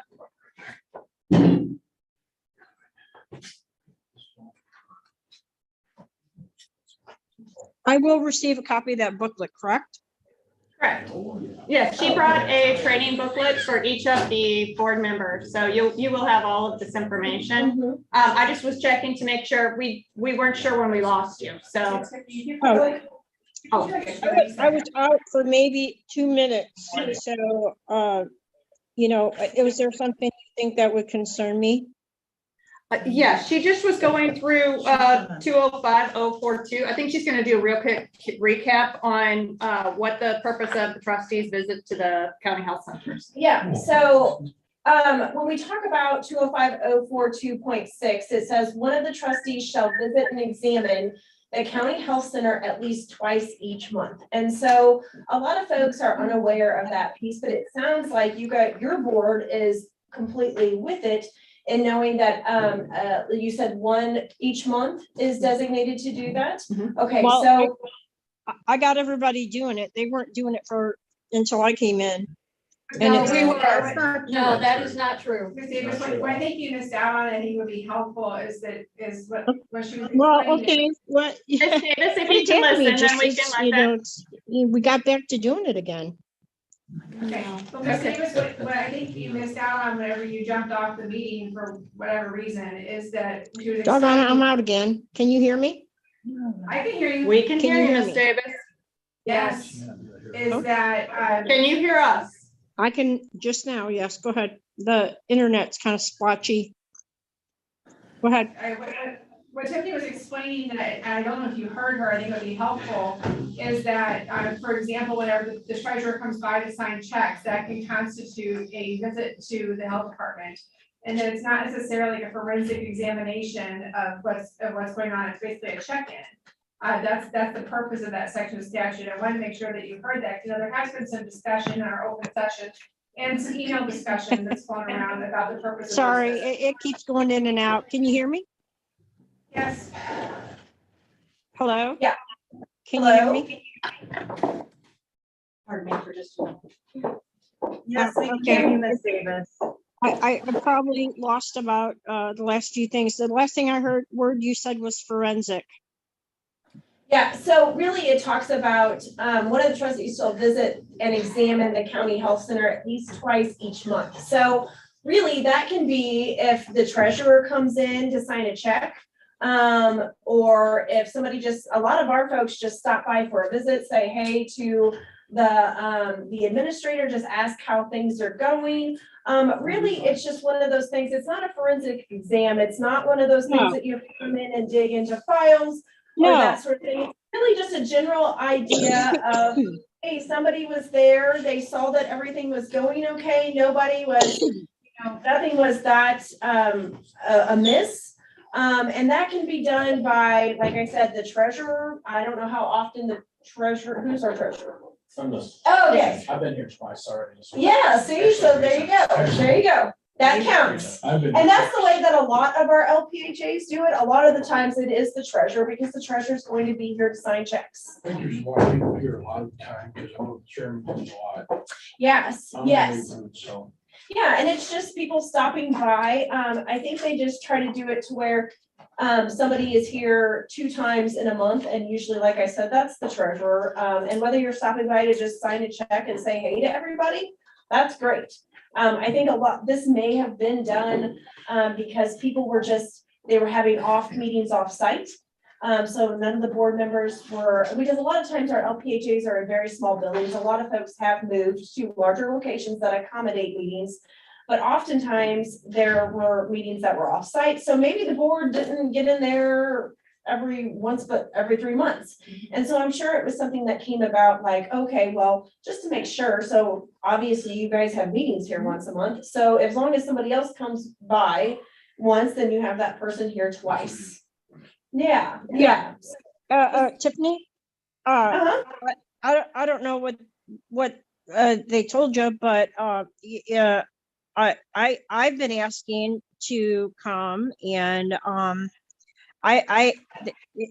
should I have to make an appointment? And I'm not wanting to do a forensic or anything. I do want to just walk around and say hi to people and see how things are going as a board member. But they're asking me to make the, like, what's going to be, why am I coming? What do I want to see? Who do I want to see? I don't think it needs to be that involved, Ms. Davis, we're a business. Yeah, I think a lot of it comes to be when, if there is something more involved than just, hey, I'm here to sign a check, how are things going, that sort of thing.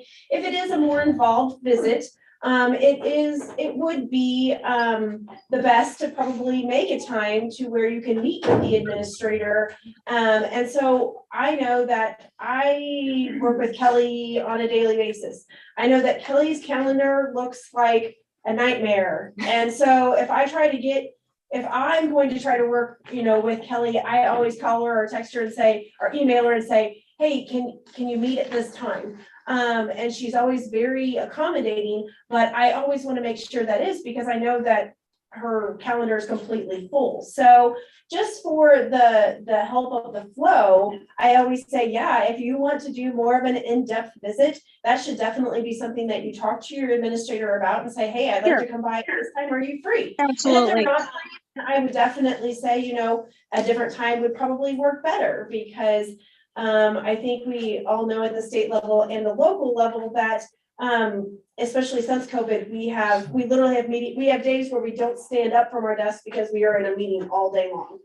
We have to schedule bathroom breaks more so than actually just being away from our desk. So I just think for the help and everything to run smoothly, that's probably the best way to do things. Right. And Tiffany, really honestly, I just wanted to come up and just, you know, drop in and just walk around, say hi, see what's going on, you know, maybe ask a question if it comes to me at the time. I don't need to delve into the records, but, you know, I just felt like people had been holding me back and telling me I couldn't be there unless Kelly, the director, was there and Dennis. And it just got to be overwhelming as a board member. Just so that you know, and so that we are fair and open with the community. You have been asked to make appointments when you are asking for several documents, access to a copier, access to have our conference room signed up for the day. If you would like to come visit and it is an open time that a visit can be accommodated, that's one thing. But as Tiffany has said, we are operating business. We do have meetings all day long. We are doing the business of public health all day long. I would not interfere. Yeah, I would not interfere with whatever you had going that day when I was there. I would just simply walk around. Then if I noticed anything I wanted further than that, I would get with you as the director and ask for it and go from there. That's just not the way it's worked, but okay, I appreciate the fact that that's what you'll do. I think the chair said the way we're gonna do it is set. That's very different than what you were asking in your emails, Ms. Davis. Well, that's Let's because you move on. asked me. You asked me. Let's You move said, on. what do you Questions at the end. I really just want to walk around, Dennis, and just oversee. I don't want to have to say, what do you want? What you were asking for. Need anything. Davis, they pay me to oversee the department, not you. I'm happy to take you around and to allow you to see the building I'm not trying to be anybody's supervisor or boss or interrupt anybody's daily work that they're doing. I just want to just want to do what the bylaws are saying that we should do. Just, you know, be aware of what's going on in our health department. Oh, Ms. Davis, I don't know. I guess we probably did she get a binder? No, we didn't. Okay. So I'm leaving some helpful information. I think that kind of spells out, and we're going to roll into this piece as soon as we wrap up the. I think we can probably wrap that up right now anyway regarding conducting business. And that's our 192020. So I just a quick note because I think we lost Ms. Davis on that piece is. Really, we do most of our public health work under 192020. So that gives us the broad piece to safeguard the health of the Missouri people. So a lot of times that is when we talk about that 192 and the things that go into that and the items we have to do to keep folks safe here in Missouri, a lot of times that falls on the Department of Health. They will list it as a Department of Health director or a designee. And in those times when they say designee, oftentimes that means our local public health partners. So really a lot of times the statute comes down on us and then we in turn say, local public health, you're our partners in this. We are asking you to fulfill this piece of statute for us. And so that's how we kind of work in hand when the law tells us we have to do something. So I always like to kind of remind people that a lot of times the LPHAs don't get to just make a decision, that comes down from a state statute and that comes from us, so, and our lawmakers. All right, so we can move to the next. Yay, this is how DHSS partners with LPHA. So we're going to kind of talk about our pieces and then we're all going to kind of talk about how boards and how administrators, we kind of make that distinguish. So this is all in the next piece. So we had already talked about how we partner in funding, direct technical support, education, consultation, and regional meetings. So we host meetings for our LPHAs and try to bring everybody together. We haven't gotten to do that in person in a long time, and I'm really hoping that in fall we get to do that, but we really do try to bring some pieces in that maybe LPHAs just don't get to expose themselves to, because A, they're so busy, and B, because of limited resources. So that is kind of our time. We try to do a 2-day session. We try to brief them on the new things in Department of Health and anything that's coming up, but we also try to bring things in that will help them with their job. And we also have been doing sessions about how to stay fresh and motivated and those sorts of things. So we know our LPHA administrators do an extremely tough job. I watched that over the last 3 years, and a lot of times I cried a lot with our LPHAs on the phone, and they can't be thanked enough for the job they do. And so I really like to bring them together on a regular basis, and we all kind of get to talk and kind of, just throw ideas around and educate. So that's one other piece that we help with. We do Friday Facts, so that's a publication that we send out at DHSS. Chelsea does that for us now and puts it together and sends it out to the distribution list, just to kind of keep abreast of what's going on in public health at the state level and at our level. And then any other services they can think of that might be helpful, we always try to do. So if Kelly calls me with something and says, hey, I think this is a good idea, I'm going to do everything in my power to help Kelly. So, and my whole team does, and we all at DHSS want to do that. So if we can move to the next slide. As a board member, you are that tie that binds the community and the health department. So when people see you at the grocery store or see you at the gas station or whatever it is, feel free to tell them everything that the health department is doing, and shout it from the rooftops, let them know the good work that the health department does and all the services they provide, and what a dedicated staff they have, because without these dedicated folks, I really don't know where we'd be. So that's our next piece. Fundamental roles of the boards of health. So the folks in this room, and Ms. Davis, you need to set the vision and the mission. So that's kind of taking a broad look at where the health department is going. Where do we want it to go? What is our every day we're going to get up and say, we're going to work towards this. And so you want to kind of look at your mission statement. Does it fully encapsulate what you're aiming for? It's okay to change your mission statement. It's okay to change your vision.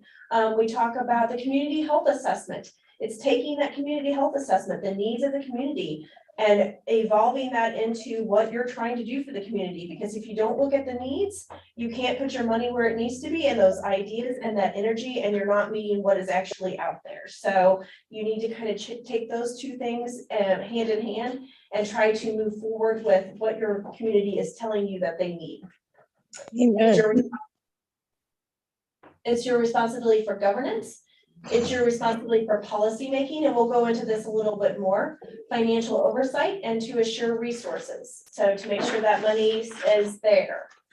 All right, so the next one, we're gonna get the little fun pieces there. All right, so when we're setting the vision, we always, I know a lot of times, Kelly, who does your community assessment? Does the hospital do that? Yeah, we do. You do? We work with the hospital, our local FQHC, and our WIC program, our community partnership, and all of the. That's awesome. That is awesome. Congratulations, because sometimes I walk into LPHAs and they're like, what community assessment? So we're trying to make sure that folks know that if you don't know where the need is, you can't help the people. Exactly. So bravo to you guys for taking the lead on that, because that's a big job. And then it's an even bigger job to take that and try to pull data and information out of all of those questions. So really the community assessment tells you what your community needs. So, and then you form a strategic plan based on those needs as to how you're going to meet the needs of the community. And that's going to evolve and change. And that's why we do community assessments on a regular basis. So that I'm overjoyed by that, Kelly. Yay! All right. Okay, go ahead and move to the next one. So governance. This is policy and decision-making, legal and ethical obligations. And like I said, you guys are lucky enough to have an attorney here and to help you make those legal decisions. And so assistant board recruitment. If you know somebody out there and you're going to roll off the board, or there's a board vacancy and you think somebody would be really good at it and would really represent the community well, then absolutely tell them to join the team. And then it's to hire and fire, set goals, and evaluate the administrator performance. So I always like to remind people that the administrator deserves to get those evaluations. We do evaluations regularly at the state level. We do it by paper. And we actually talk about it, you know, hey, you're doing great here. This is where maybe I think we can improve. But if you don't do those with your administrator, then you can't expect anything to either stay the same or change. If that person's doing a great job, tell them they're doing a great job. If there's issues that you have, then you can say those. But I think it's one of those things to take time and do and make sure that, you know, that folks are all involved in that. Financial oversight. So you need to understand the sources of funding. So that is why I gave a little glimpse into kind of the funding that comes from us. And that is a true understanding of the funding. So if you're, you need to know things like how long does that funding last and where does that funding come from? And really take a look and understand it. It's your responsibility to understand it. Because you can't make good sound decisions if you don't understand every piece of it. Assuring resources to carry out the vision and purpose. So make sure that money or whatever that is still there to make sure that you can take whatever is in that community assessment and move it forward. Policies to provide assurance of accountability to community and other funders. And regularly scheduled independent audits. So I think you guys are probably, yeah. Okay, next. Assuring tax resources, so you guys have your local mill tax, health fees and other revenues. It sounds like you said your mill is about 50%, so you're going to see all those other pieces on your screen, and that's probably what's going to make up your other pieces. You got our state funds, our federal funds, your private insurance, your private grants, and your local partnerships. All right, so this is what I ask every board member to do. So study and learn as much as possible about the obligations of the board and the LPHA's activities. Understand the community's health problems and be involved with planning solutions that address these concerns. So I've gone to boards before and there's people that want to bring up the problems. Well, if you're bringing up the problems, you need to come with a solution, and you have to come with a solution that is something that you can obtain and be able to do. I mean, we all have solutions to a lot of problems, but they're not anything that we can put our finger on and say, yeah, we can actually do that. So come with solutions that would actually be able to work in your community. Open the doors, attend events, generate partnerships, and make personal, meaningful investment of self. So board member dues. So know the LPHA's mission. We've talked about that, purpose and goals and its programs and services. You can't be a good voice of the local public health agency if you don't know what they do and how they can help people. Make sure you get acquainted with other trustees and the administrator. Come to meetings and come prepared. Don't be the person that didn't do your homework. Ask questions if you don't understand. This is my favorite one. Support the administrator and staff and understand that they are operating with limited resources. I preach and preach and preach and preach that because I watch what administrators and staff do every day, and it blows my mind that they are able to get accomplished what they do, and they come and keep the passion that they do. Because I can tell you some days, I think I would have said, oh, okay, I was just kidding, you know, and yet so many of our administrators, Kelly included, came back day after day after day after day and never gave up and never gave that idea of, we're going to keep going through this. We're going to make sure that we get to the end of this. And so thank you, Kelly, for that. You were definitely a beacon for a lot of us. So make sure that you understand the financial statement and you can help with the plan for future revenue expenses. Place the interests of the organization above all else. So, you know, this is not about anything else but about public health and what you can do about public health in your community. Resist decision-making unduly influenced by loyalty to the executive or seniority position or reputation of fellow board member, staff member, or donor. So make sure you're making decisions based on what you should actually be making decisions on. Make sure that that is a clear line. Seek to uncover all facets of an issue and distill perspectives into an autonomous and informed decision. So, make sure that you are really looking to uncover everything that may be an issue or a problem or all the facts before you go ahead and make a decision. And you want to discuss that with your other trustees. That is something that you bring it to the table and discuss as a team. That's why you have a board and you don't have just one. So rigorously adhere to the conflict of interest policies with clear guidelines and annual review. So we've talked about that already. Board member don'ts. Don't lose your sense of humor. We all needed a sense of humor during the last couple of years. Do not speak for the board unless authorized to do so by the board chair or administrator. Absolutely. Yeah. So that means no matter, you are a voice of the local public health agency. You can tell about all the great things they do, the services they have, but when it comes to decisions that are being made and things that the conversations are happening with the trustees and the administrator and those things that will be delivered to the community at one point in time once the decisions are made, you don't get to go out and make those decisions and those announcements by yourself.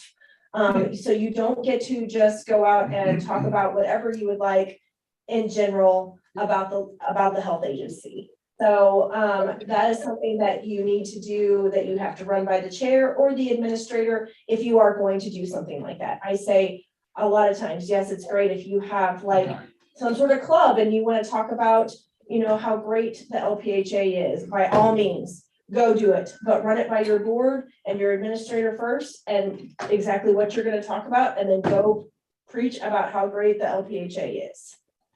Tiffany, in a perfect world, that's a wonderful thing. But then when you have a situation like we've had with COVID, and there's been a big push for vaccines, and a lot of people don't believe in immunities. They believe in natural immunities and all these things. And when somebody tries to stand up and try to get the board to listen to another side and try to make some decisions that aren't so pushy.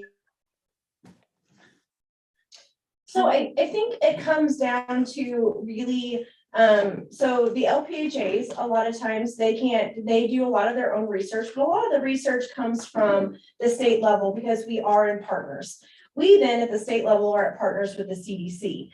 And so when we take information from the scientists and the folks that work so hard at CDC and how that works for vaccines and other communicable diseases and treatments of communicable diseases, we are going to then give that scientific information to the LPHAs.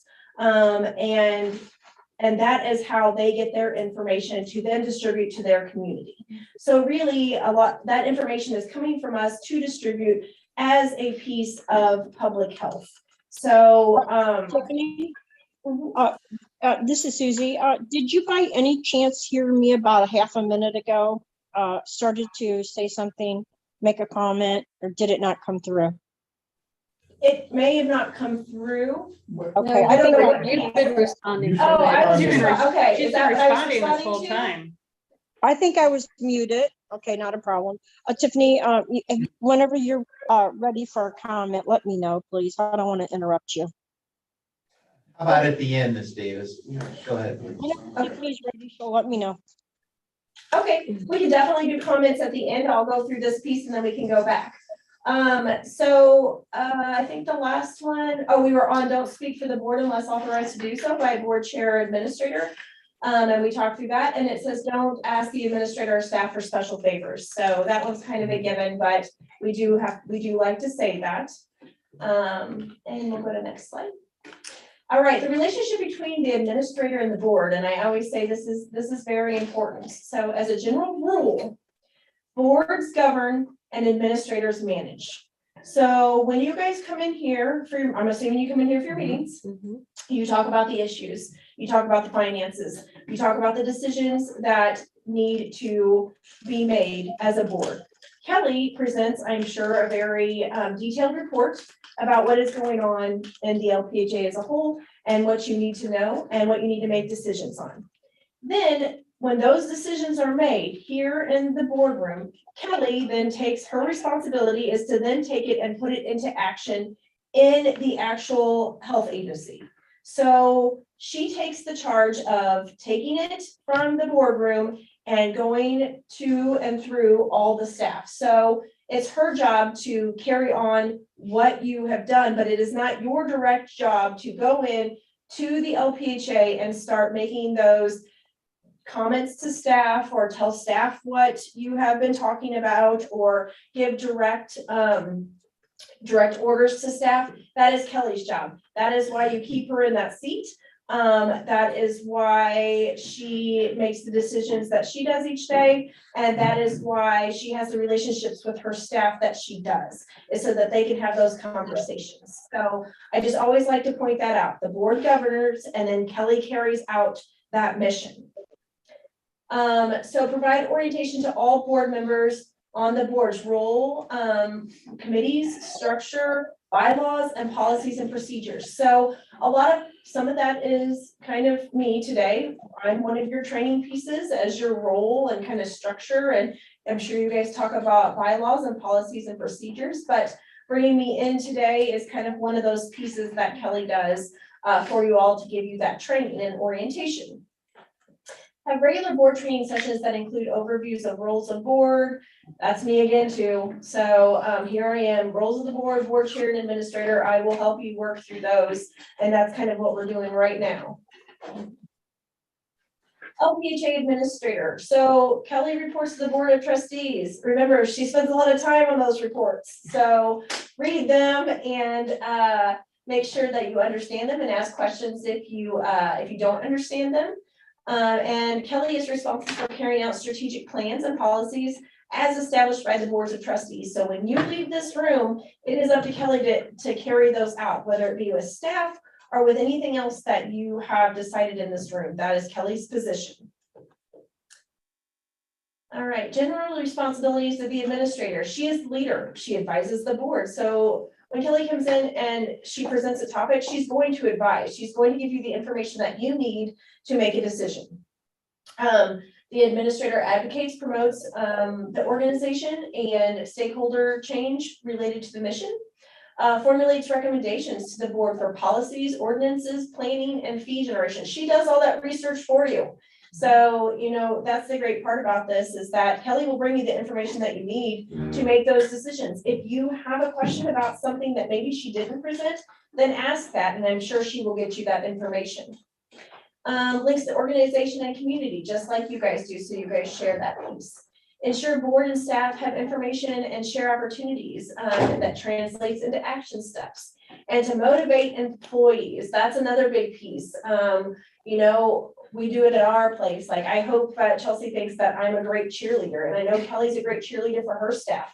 We've been through a lot of tough times. And so I know that it's important to do that because everybody deserves a pat on the back for doing a really hard work. So that's one piece that the administrator is in charge of.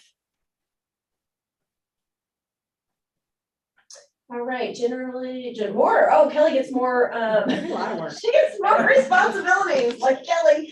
Manage employees. So it's her. She's responsible for managing everyday interactions and employees, whether it be time off, whether it be whatever is going on in the actual LPHA with the employees. That is Kelly's job to monitor and oversee that. So she also has to oversee operations of the organization. So the whole piece of the operations is overseen by Kelly. Implements plans. So those plans you make here, it's Kelly's job to implement those. She manages the human, the financial, and the physical resources of the organization. So that is her spot on. She's involved in identifying and seeking funding opportunities. So if she sees a good funding opportunity out there, she's going to bring it to you guys so that you can discuss it. It oversees the implementation of state, federal grants and contracts, which she does a great job with. Jennifer would say that. Ways to minimize conflict between the board chair and the administrator. So really, you need clearly written and approved procedures for evaluating the administrator, which we've talked about, and allow input and goal setting with the administrator. Consider ways to build experience of board members. So we've talked about that, we talk about chairs becoming, our vice chairs becoming chairs, and just kind of training each other as you go along, so that when you make that transition, it's not like, oh my gosh, this is brand new. When a new board chair administrator is brought into the organization, the two of them should meet and discuss how they can work together as a team. That's important, make that connection. All right, next piece. Suggested guidelines for board contact with staff. So this is one that can also get into a sticky situation, and I've seen it in other LPHAs, so I like to remind folks. The administrator is the liaison between the staff and the board. So if the board says something, Kelly's going to carry it out. She's that liaison, just like I'm the liaison between the state and the LPHAs. There may be regular reports, information that staff provide to the board. So staff can come in and give a report. If Kelly says, okay, the best person to talk about this one piece is to bring Jenny in, and Jenny's going to give you that report, and then Jenny leaves and you talk about it. So if she thinks that there is, there's an important piece in what maybe one staff needs to bring directly to the board, that's okay. It's just not that constant back and forth when it comes to everyday work. That's Kelly. Staff requests should be made through the administrator. Personal grievances must go through the channels specified in the personnel policies. So just kind of make sure that you have those set out in those personnel policies. The defined channel for staff to raise grievances. Administrator should be informed by employee and unresolved grievances process. So I always like to throw that in there to make sure that they are in your policies. And recommend board chair as point of contact. So really, Dennis should be the contact kind of for that piece. That's the main line. So the board brings things through Dennis. If you're not in a meeting, Dennis can take them to Kelly. Kelly then executes what the board has asked her to do. Board evaluation and self-assessment. So are all the trustees familiar with and do they support the current mission? So if you have a mission statement, take a look at that mission. Do you support that mission? Because that is what the direction your local public health department is going. And you know why that mission was set is because you looked at your community assessment, you figured out what the mission should be, and that's what you put down on paper. So everybody should get in line because that's what your community is asking for. Has the board engaged in strategic planning process? Also, Kelly's shaking her head, so yay, all right. Absolutely. Is the board knowledgeable about the agency's programs? So if you have a new program, I'm sure Kelly's going to tell you about it, and make sure you're up on all the other ones. Are your current programs consistent with your mission and vision? Does the board understand the agency's financial status? So, all right. More board evaluation and self-assessment. Does the board ensure that the budget reflects the organization's priorities established in the strategic or annual plan? All I always say is keep your money where your mouth is. If you're trying to make something a priority, the money needs to go there, or some of the money, or you at least put some of the finances towards it. Does the board regularly engage in the evaluation of the administrator's performance? So just things to think about. Has the administrator compensation been determined in an object and adequate manner? Are there clear divisions between board and staff roles? How does the board determine customer satisfaction with the services provided by the agencies? Those are just kind of some things that you look at when you're talking about how great the administrator is doing, or are there things we need to look at?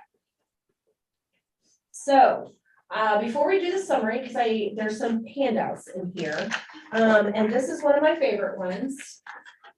And it's in the back side, I think, and it says, who is responsible, board or local public health director? Sorry, but it's like in the slide. Got it. Yeah. So I really truly have this in my office. It sits where I can see it all the time. Because yeah. So everybody, I like this little handy dandy piece of paper because I can't tell you how many calls I get where the lines are blurred and it's causing issues maybe in the LPHA. And so we kind of work through some of those things. So it breaks it down into the area, the local public, whose responsibility is, whether it's the local public health director or the board. So when we talk about long-term goals, more than 1 year, The local health director is going to recommend and provide input, and the board is going to approve, ask questions and approve. Short-term goals, less than 1 year. The local health director establishes and carries out, and the board just monitors.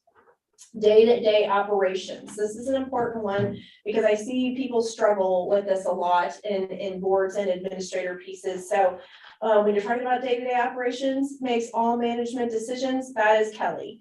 And the board has no role in that piece. The budget. So Kelly's going to recommend or develop and recommend, and the board approves. Capital purchases. So Kelly's going to prepare the request and the board will approve. Of course, you can ask your questions. You know, we said, you know, make great decisions, ask the questions, make sure you understand. We're not saying that you just have to stamp approve on everything, but ask those pieces. Decisions on building renovations, leasing expansion, Kelly's going to recommend, and the board make decision and assume responsibility. So some of these other pieces are hiring staff. That's another piece. So Kelly approved all hiring of staff. The board has no role except you guys hire the local, the health director or the administrator. So that's the one hiring piece that you do as a board. Staff development and assignment. So Kelly's going to carry that out and the board doesn't have a role in that piece. Firing staff. So Kelly's going to make those determination decisions and the board does not have a role in that piece unless it's the actual administrator. Staff grievances. So grievances stop with the local health director and the board does not have a role in those. We actually have multiple layers of protection and appeal that do get to the board. Oh, okay. Some places do, yeah. And like I said, a lot of these are best practices. Some, if you're a larger agency, you have to put things into place that kind of make sure that you go through that. So, and then we talk about, you know, per staff salaries. So Kelly's going to approve staff salaries with recommendations from supervisory staff, and that the board would allocate that line item budget. These are a lot of things though that you do talk about in, you know, meetings with your board. But when it comes to carrying those pieces out, Kelly's going to do that actual direct piece of carrying those out. So this is what we call best practice. It's kind of just, it's put out there. A lot of people follow this. A lot of it helps relationships. There are some things that people choose to kind of do a little bit differently on here, but for the most part, when I look across the board at LPHAs, a lot of these do uphold and kind of follow this model. So It's not, I mean, it gives a nice clear delineation. Yeah. In terms of some of those. And it also clearly identifies what is governed, which is the board, and what is managed, which is the department head, which tends to get confused. yes. And so, you know, I think just kind of looking at this every once in a while just kind of clears everything, because when you're on a board for a certain amount of time, or, you know, you're new to a board, maybe you don't, you know, you haven't been a part of a board, sometimes those things do get blurred. I do understand that when you're thinking about stressful things and there's issues and that sort of thing, there are questions that come up. But really, if you can kind of just pull back and think, okay, well, what area does this fall in? And kind of go that way, then sometimes it does help to just kind of define it. And so it might be something you like to keep around. So this is just, the next piece is kind of like a one-pager, just about the 6 functions of a board. So we won't go through that because we talked about it, but this is just kind of a one-pager cheat sheet. Key board questions. So I just always say, sometimes just take a look at this and ask yourself these questions as a board, like, are we doing all these things? Because you can always mean well and really think, oh yeah, we're doing an excellent job. And you probably are, but maybe there's something that, you know, triggers you in the questions like, oh, well, we could be doing that. So just kind of taking a look at that. Then we have just our 10 essential services, because we live by these. So it's just always nice to have them kind of on a one-pager, because we talk about them often. So then we, like I said, we have our 2 handy books here that should help with statutes and with some of the pieces of sunshine law. And we really do, we are going to update these pieces. There are some resources back here, but Chelsea is working to update those and work with Healthier Remote because we know that new information is coming out. And if you look at the bottom of some of these, it's not new. So we're hoping to look towards Healthier Remote to get some of this stuff updated and make resources for everybody. So I like this, and I'm wondering in terms of some self-evaluation or just kind of looking at those 6 functions of the board and whatnot. If that can be used to help build board training or other things. So, Yes. no, this is great. Yes, yeah, sometimes, like I said, if you do the same thing over a long period of time, sometimes you forget to go back and kind of look at the basics and think, okay, are we covering these pieces? Do we need to go back and look at that? You know, that sort of thing. So just having that cheat sheet is kind of nice. Great, thank you. All right, so I can answer questions or whatever you guys would like next, but that kind of ends the formal piece of this. Tiffany. Susie, how are you? I have, can you hear me? I can. Oh, okay, I thought it was muted. Okay. No, I can hear you. My unmute button there, okay. I want to get along with everyone. I want to do a good job as a board member. I want to work with the board. I want to work with the director. I want to work with the staff. The issues that have been so disparaging to all of us in the community that feel like the vaccine was pushed too heavily on us when we weren't wanting to get a vaccine that we weren't sure about, and didn't want to put a mask on our face. We didn't feel like that was really helping anything, and we, for whatever reason, didn't want to cover our face. So these issues are resolving themselves now. Why? And I'm going to ask my board, why can't we move forward? And why not? If I say I'm not asking for any documents when I come to visit the health department, I'm not asking, I'm not going to, I just want to come and be a part of what the people have elected me to do. Oh, just walk around, get to know everybody that's there, get a feel for the department. Could I please go there unescorted by the director and the chairman? Well, I just always kind of look at it this way that, we kind of do a lot of the pieces of public health together. And I know that on a daily basis, we're all running in a million different directions to try to make that mission move forward. If I were going to come and visit Kelly to kind of check things out and see how things were going, I would, and it was going to be somewhat of a visit, I would want to make an appointment with Kelly because I would want that full attention, and I want to be able to kind of have her help me move through the building, talk to whoever maybe that you would want to talk about the topics you want to talk about.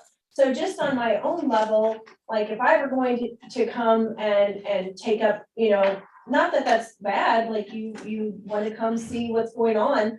But I also know that Kelly, like I said, has a million meetings in a day. So you might just want to go ahead and make an appointment and say, hey, can I come this time? I'd like to talk about this and maybe we could do this. And so I just think you would get a lot more out of the visit doing it that way. And Kelly would be able to be more accommodating just because it's not on the fly.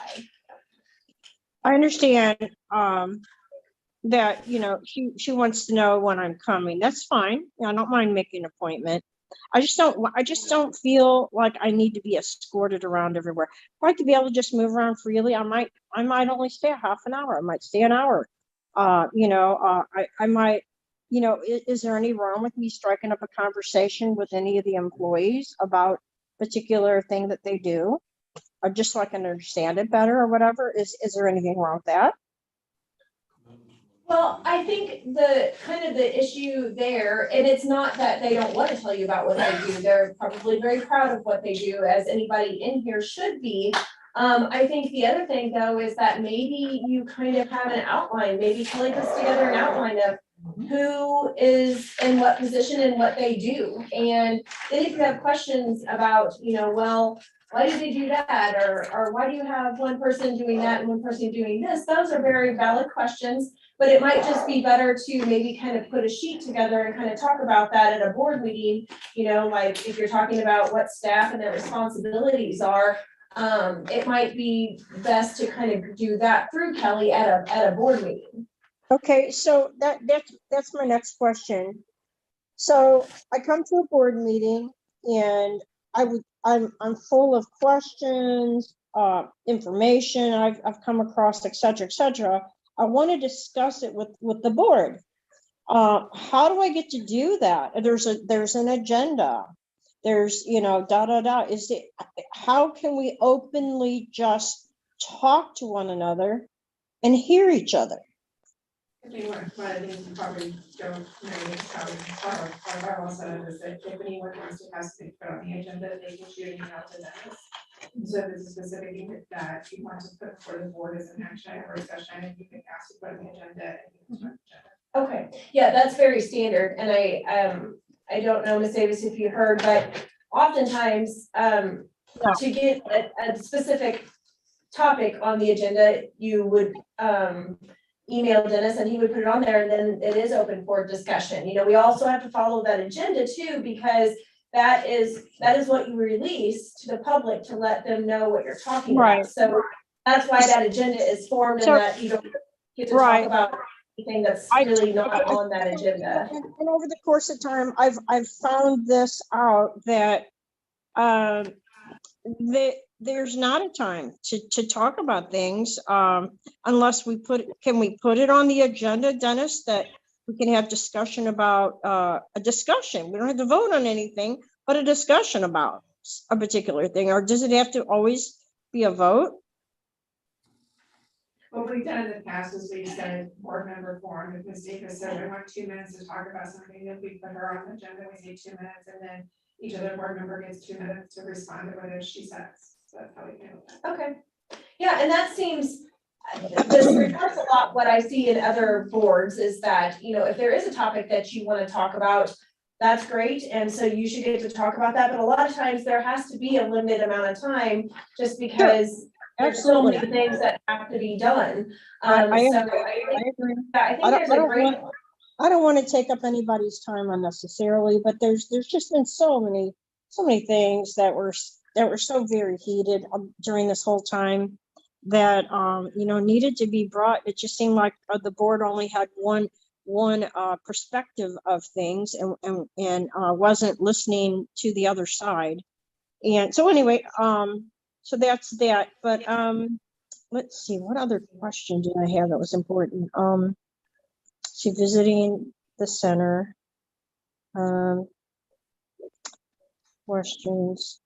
What I would like to see too is that the board would show more respect towards whoever it is that's speaking. Let them completely finish what they're saying. And if it goes over, if you say, oh, okay, 2 minutes, 3 minutes, 5 minutes, if it goes over, a little bit, maybe a gentle reminder, okay, just so you know, your 5 minutes is up. Can you wrap it up? That's great. Person wrap it up. Okay, then when they're completely done, then everybody that wants to go ahead and talk about it, talk on that topic, whatever, they can do so. But that's not what's been happening. What's been happening is literal attacks. I mean, I'll be in the middle of a sentence and someone will jump right in there. You don't know what you're talking about. You're a conspiratist. You're this, you're that. And very, very rude, the way it's been handled. And I'm just asking, please, let's just go forward in respect towards one another. If somebody has a floor, don't even open our mouth, let it go until it's time. And then let the chairman please say, now would somebody else Is like there a to say question something? in there? Yeah, I think, when you talk about a board agenda, I know that so many things have to go on the agenda that you have to be pretty strict and adhere to the time. And so if everybody is given the 2 minutes and then everybody has a minute, you know, if the speaker has 2 minutes and then everybody goes around, I mean, by the time you look at it, you've been on that topic for 15 minutes. And so I think a lot of times just in the essence of time and everybody's busy, that, you know, once that topic has been talked about for those 15 minutes with everybody, it is usually customary to move along just because there's so many items to cover. I understand that as well, Tiffany. I don't think something needs to be hashed and rehashed and hashed and rehashed. I think what I'm asking for literally is just the respect to allow me to say what I feel like is important that needs to be said. I feel my people are coming to me, asking me these questions and asking me why is the health board this? Why is the health board that? Why this? Why that? And, you know, and I bring these things, I do research, I do my homework, and then I bring these things to the board, and they're important issues, and I just want to be heard. And we appreciate that, Ms. Davis, and we appreciate that. And I think that it is an extremely important point that you brought up, that all board members need to be respectful of each other and to allow each other to finish their sentences and to be respectful of those things. I think it's very important as we move forward. But that goes for all board members. And just as a reminder, board meetings of health departments are business meetings. They're here, you are here to conduct the business of the health department in terms of making those oversight on financial decisions or policies that as an administrator, I need to bring to the board to have you review and approve. It is not it's not a community forum or a town hall. That's a different forum or format for what the purpose is. And so a purpose of a business meeting is to get the revenue and expenditures reviewed, the minutes reviewed, and then to look at those new policies or the new programs that we're bringing for your approval. It's not to do those other things. So that's one of the reasons why it's so important that we stay to the agenda. And it's also important that we stay to the topics that are on the agenda so that people who are watching and who are looking at our agendas for guidance understand what is to be expected as talking at that meeting. And so that's another reason why having those general open discussions isn't really a board agenda item, because it's extremely important that we're letting the public know what we're going to be discussing and why. So I think all of those things are extremely important for people to understand the difference between the formats of a board meeting and a town hall, as was just conducted by the board, and those other types of settings, because they are very different and have very different purposes.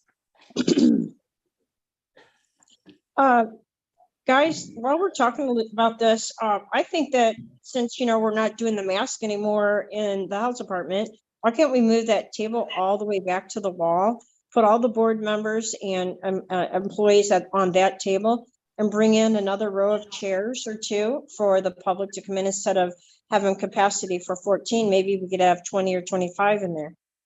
Not part of the training of this, is it? I don't know.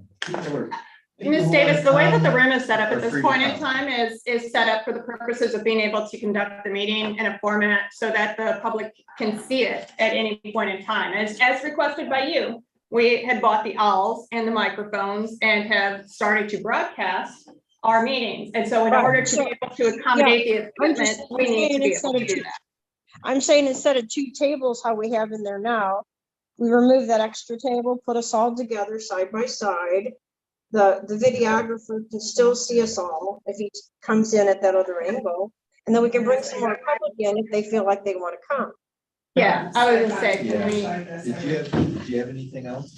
I don't have anything else to present. If there's specific questions about DHSS or anything, I'm happy to answer those, but if not, then. Thank you very much. Thank you. Thank you. This has been. Thank you. Yeah, thank you. We're happy to do it. I think you still need to Close the meeting. close the meeting. Yeah, We go back. We have a closed session on the agenda. We actually have to go. I can just let you guys know that the Robinson brief was filed. The interveners all filed one large brief together. So that got filed early last week. All right. Anything else? That's it. We have a motion to adjourn. I make a motion to adjourn. I'm not ready yet. All right, got a motion, second to adjourn. Any discussion? Hearing none, all in favor, please say aye. Aye. Aye.